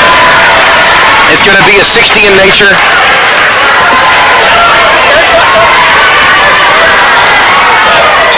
It will be a full timeout. 69-70, El Reno trails. A minute 15 left in the first overtime period. You're watching Indians basketball. We'll be right back. Works seamlessly with his medical and surgical expertise. Get started by going to Diesel Horse Sports and Orthopedics. Let Dr. Matt Dieselhorse get you back on the field. Backing all Oklahoma athletes on the field and off. Support your school's booster club and get your business in front of thousands of potential customers. Talk about a win-win. Advertising packages start on this streaming station for less than $10 a game. Call 405-726-0835 or email adam@squirtle.com right now for more information. Team up with Pioneer iVideo and start streaming the most popular TV shows and movies from your favorite devices today. Download the iVideo app and start watching anywhere in your home using Pioneer Internet.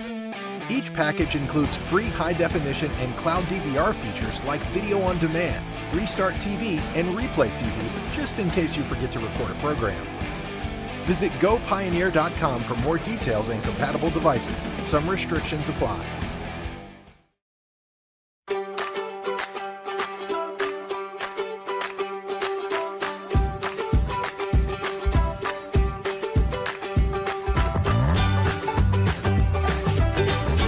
We're back with a minute 15 to play. El Reno trails 69-70, looking to get a stop. McGuinness to inbound it, and they do, into the backcourt. They got the ball in the hands of number 11. We'll see how they elect, and then they're going to double team him. Dominic Havern retreats out of the double team. Anytime 11 drives, there's help coming. 2 to the top of the key. We're going to expect McGuinness to be content to hold this ball. At some point, El Reno's going to have to go foul. And Coach Hayden gives the signal to go foul.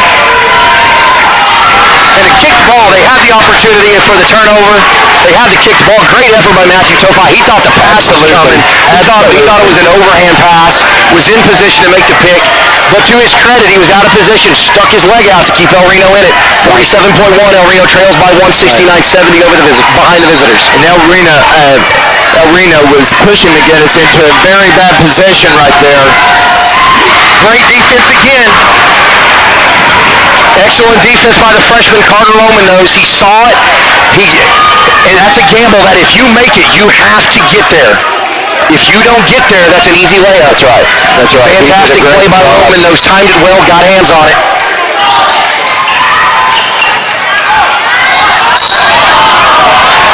Coach Hayden asking for the illegal dribble. I think there's merit to the argument. He caught it, he batted it down, picked it up.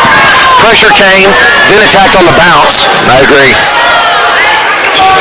And that's going to be a 2-shot foul. And I don't know, with a 1-point differential, I don't know that El Reno's hurt terribly. They haven't shot the ball super well from three-point land, but the shot exists. But now the worst that can happen is we're going to tie it up. Or we'll have the opportunity to tie it up. It becomes a one-possession game. The most damage we're looking at here is being down by 2. Correct, absolutely. And the student fans, very hard to hit that second one, but he did, to his credit. Right. Clock starts, we're inside, nearing 30 seconds rather. El Reno trailing by 2, 69-71. Havern between the circles. Great pass to James Revelis. And he gets the roll with just what he needed. It's tied up 71 apiece. Incredible pass right there by Havern. What a point guard. Expect McGuinness to take one possession here. Steal. And a traveling violation call against the Irish. El Reno's going to have a chance to win it. El Reno's ball with 14.1 seconds to go. Now, if you're El Reno, you go back to fundamentals. You run your press break to perfection. You know your reads, you know your roles, you execute those roles. Correct. Harjo to break the press. Attacks it, crossover behind the back, and it's going to be a handshake violation called or a timeout. Timeout called by Coach Hayden. That's timeout by Coach Hayden. That's his final. That's going to be a 60-second variety. Tied up at 71 apiece, 7.7 on the clock. El Reno's going to inbound the ball on the near sideline, about halfway between the 28-foot mark and the division line. We'll step away and be right back.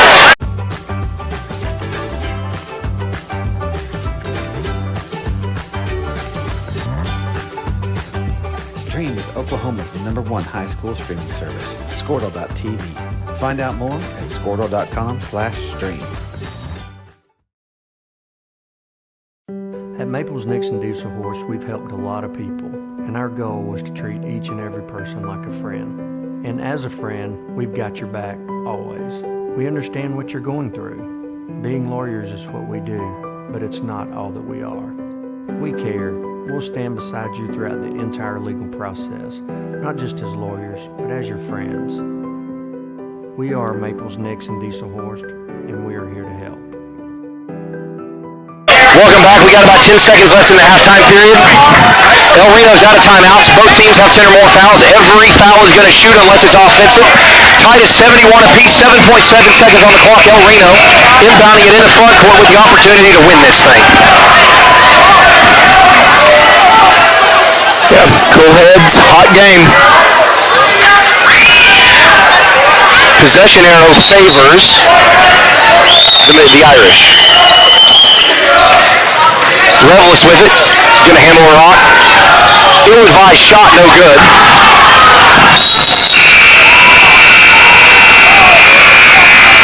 Zero's on the clock. But the Irish called the timeout. And I'm not sure that the timeout was advised there. They're still going to have 70 feet. They're going to have to advance the ball, which means at least 40 of it to get a decent look, and about 55 or 60 of it to get the whole look.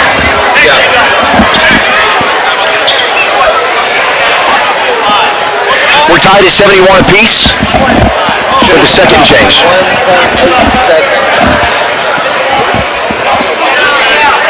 I show 1.5 is what should be on the clock. And they are currently winding the clock to reset it. The clock had gone to zeros. Who's going to take the shot? I'm being asked by Kurt who's going to take the shot, and I think everybody in the building knows it's coming to 11. But if I'm McGuinness, I draw it up away from him. But if I'm McGuinness, I'm drawing it up so 11 doesn't get the look. No, I think to Kurt's point, right, he asks who's going to take the shot. Everybody in the building thinks 11's going to do it. If you got a kid who's got any touch at all, I think we draw it up to him. Right. Because El Reno's going to put one in his lap and spry him with the second. Yeah, 2 has got long range as well. Yeah, he's hit some shots tonight as well. But they're setting up for an inbound and a cut by 11. Exactly. 11's the inbounder. One-handed heave, no good. We're going to go to extra innings. We're going to step away for just a minute. You're watching El Reno basketball, ElRenoIndians.tv. We're tied at 71.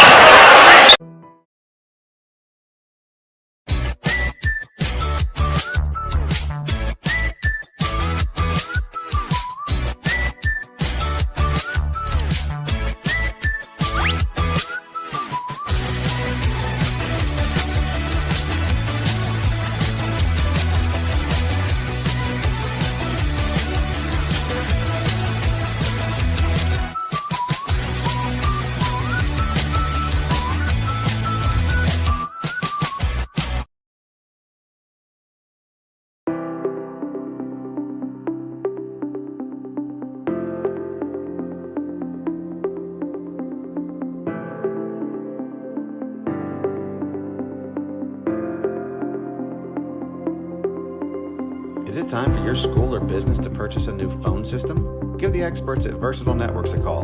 In most cases, we can provide a phone system with brand new phones for less than your current monthly bill. Call us for a free quote today. Allegiant Marketing Group produces inbound lead generation for our clients through integrated traditional.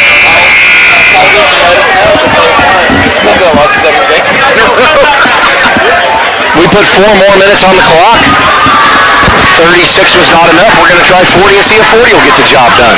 Absolutely. We're tied at 71 apiece. And if you're a fan of athletics or a fan of basketball, you got to be loving this.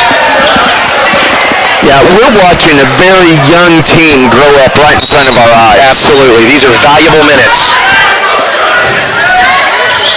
Reno jumps the tip. Quick layup to take the lead, and they do. Fantastic play by Rossi Harjo. Great job. I don't know if that was drawn up or if that's something they practice routinely, but whatever it was, We're going to say it was drawn up. Coach Hayden drew that up. Whatever it was executed well. Long three. No good. Good, strong rebound by the freshman, Roman Nose. And a strong pivot foot to Holder. He got strung out and kept it down. I'm telling you, I don't know if I've ever seen a freshman any better than this kid. Great back cut by the freshman. Changes his shot. That's the freshman there. You can't change your shot. Go and get fouled, and he draws the foul. Great job. 2 free throws coming for Rossi Harjo.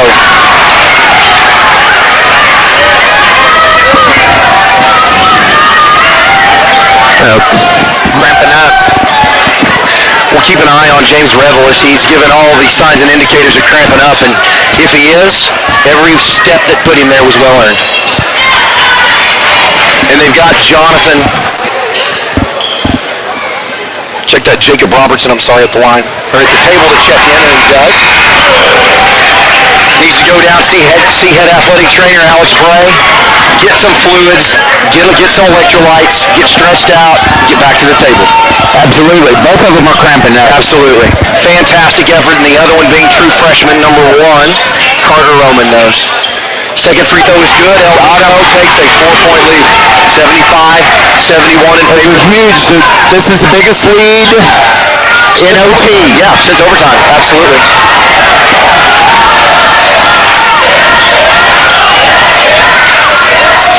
And you're starting to see some fatigue set in, out of position, reaching. Correct. But you're seeing on both sides. It's not just the Indians here. And it's not so much physical fatigue as it's mental fatigue. Every young man that's been on this floor has left it on the floor. Absolutely. Hard drive by Rossi Harjo, no good. Robertson unable to secure that rebound, and you wonder if Revelis is in. Does he get a hand on that to keep it alive? Corner 3, no good. Defensive rebound, ball's loose. Robertson dives on it, still a loose ball. I thought that was an awfully quick whistle. Ball was still rolling loose. I will say what effort. Yeah, and I will say the baseline official has his back to that play. But because of the 2-person mechanics, that's also his primary area. That's right. And he can't vacate the inline to get to the sideline to see it. Yeah. And that's where that third official or 3-man crew, 3-person crew can look right down that line at it and see that ball's still alive. The alternating possession arrow favored the Irish and now favors the Indians. They're going to shoot free throws. Number 2 to shoot. Robertson on the foul. Good job by not getting enough the layup. Absolutely. So it's not a 3-point play. He's got to go to the line and earn it, and he's missed the front ends of a couple. Absolutely. So Coach Hayden can live with a foul like that. Yeah. And that's only his second. He's come in and get some good minutes to give Revelis some rest. And you wonder how much longer could Revelis have not played had he been in. Revelis has gotten treatment. He's treated those cramps. He's hydrated. He's gotten some electrolytes. He's been stretched. Now, I've been in his shoes, and those calves are just waiting for a moment to lock up again. Correct. And so you walk every chance you get, but you're in position to make a play. That's exactly right. If you don't have to kill yourself, get down the floor, save those steps.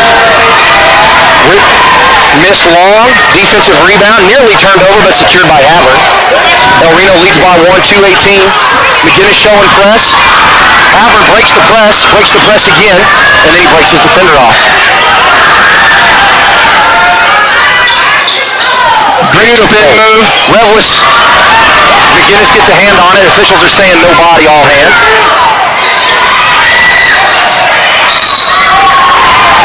Apparently, that baseline official does not have a charge in his toolkit. All he brought with him today was a bag full of blocks. I agree. And as I said earlier, I try to give officials passes on subjective calls. Correct. But that's as textbook a position as you could be in as an offensive player. Yeah. And if I'm the El Reno defender, and I come to Coach Hayden and say, what did I do wrong? Coach Hayden's answer is, you did nothing wrong. You did everything right. They missed the call. He did. He did. Again, effort. Yeah. Tied up at 75, he makes the front end. Minute 57 to play, tied up 75 apiece. Every foul shoots 2 free throws except the offensive variety. He makes the second El Reno trails by 1. Havard with the ball to break the press.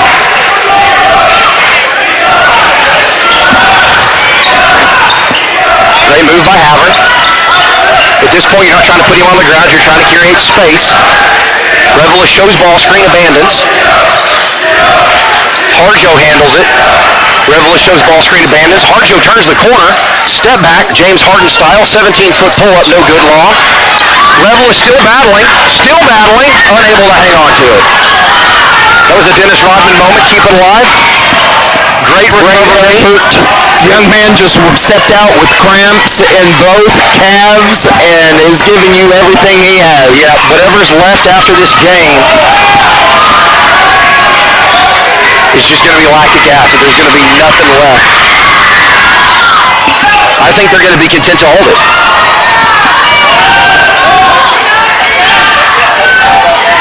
Just can't give that up.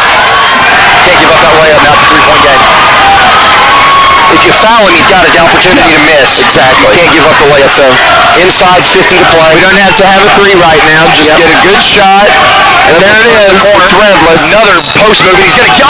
We needed the ball to fall, but it didn't. 41.1.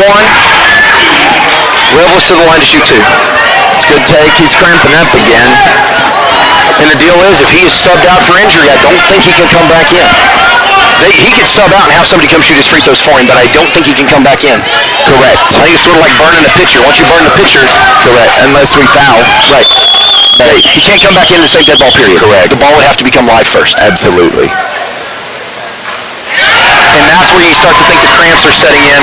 There's no leg there. That's all arm and shoulder. Yeah.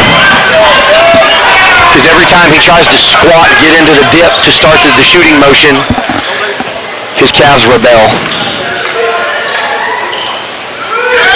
That was better. He knocked that one down. Better he got that one in. Revelis is going to come out. 41.1. El Reno trails by 2. Revelis to get treatment.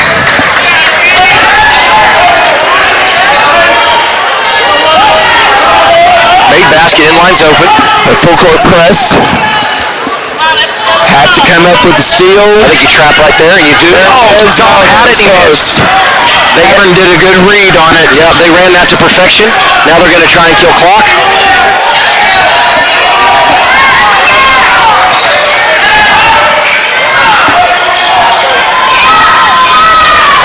We're holding him all over the place, and the official won't give us a whistle.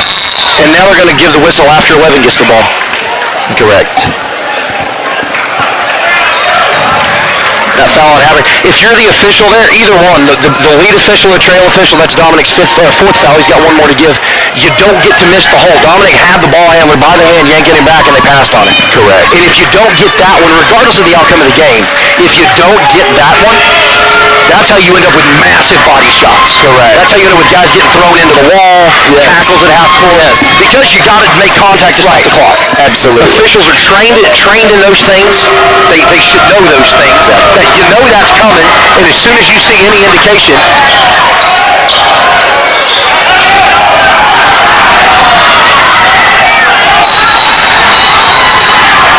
timeout El Reno before the turnover. Coach Hayden did a great job of getting a timeout right there. He saw that things were not going the way he wanted them to go. Absolutely. El Reno was out of control, trying to get the ball up, working too hard to break the press. Call a timeout. You don't get to take it with you when it's over. You can't take it to the locker room. Correct. With 12 seconds, do you draw up the 3 or do you get the 2 and foul? I would get the 2, foul immediately. I figured your responsibility. That's why I quit coaching. Yeah, if we go back inside, if Revelis gets reinserted and we go back inside, then definitely Maybe and even try to draw a foul there. try to fake and draw a foul. See if you can get Revelous isolated one-on-one. Yeah, and then trap hard when they inbound the ball, and if you don't get the steal, foul immediately. Absolutely. I enjoy a good basketball game, but getting home at 11:30 is not going to be a real thrill. But you know what? If that's what it takes to see good basketball, that's okay. Correct. I'll put a pot of coffee on in the morning, and as you noted, my coffee tends to be a little chewy. Yes, it is.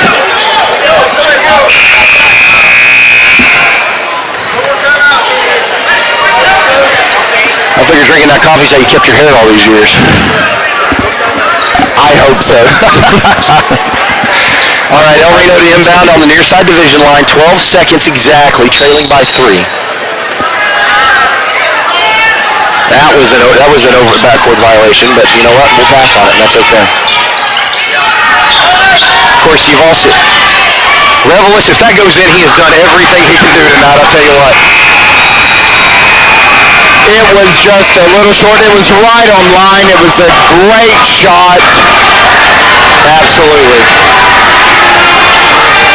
A very disappointing loss for El Reno. However, do not hang your head, young men. That was a great game. It was. And if McGuinness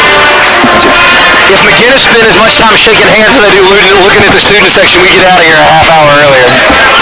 Guys, you've been watching. We very much appreciate you guys tuning in and joining us tonight. El Reno drops the second game 79-76 against the visitors. But an outstanding effort and outing nonetheless. You've been watching El Reno basketball, ElRenoIndians.tv. We will see you all Thursday on the road for the Era Tournament. You all travel safe, have a lovely evening, and we'll see you all very soon.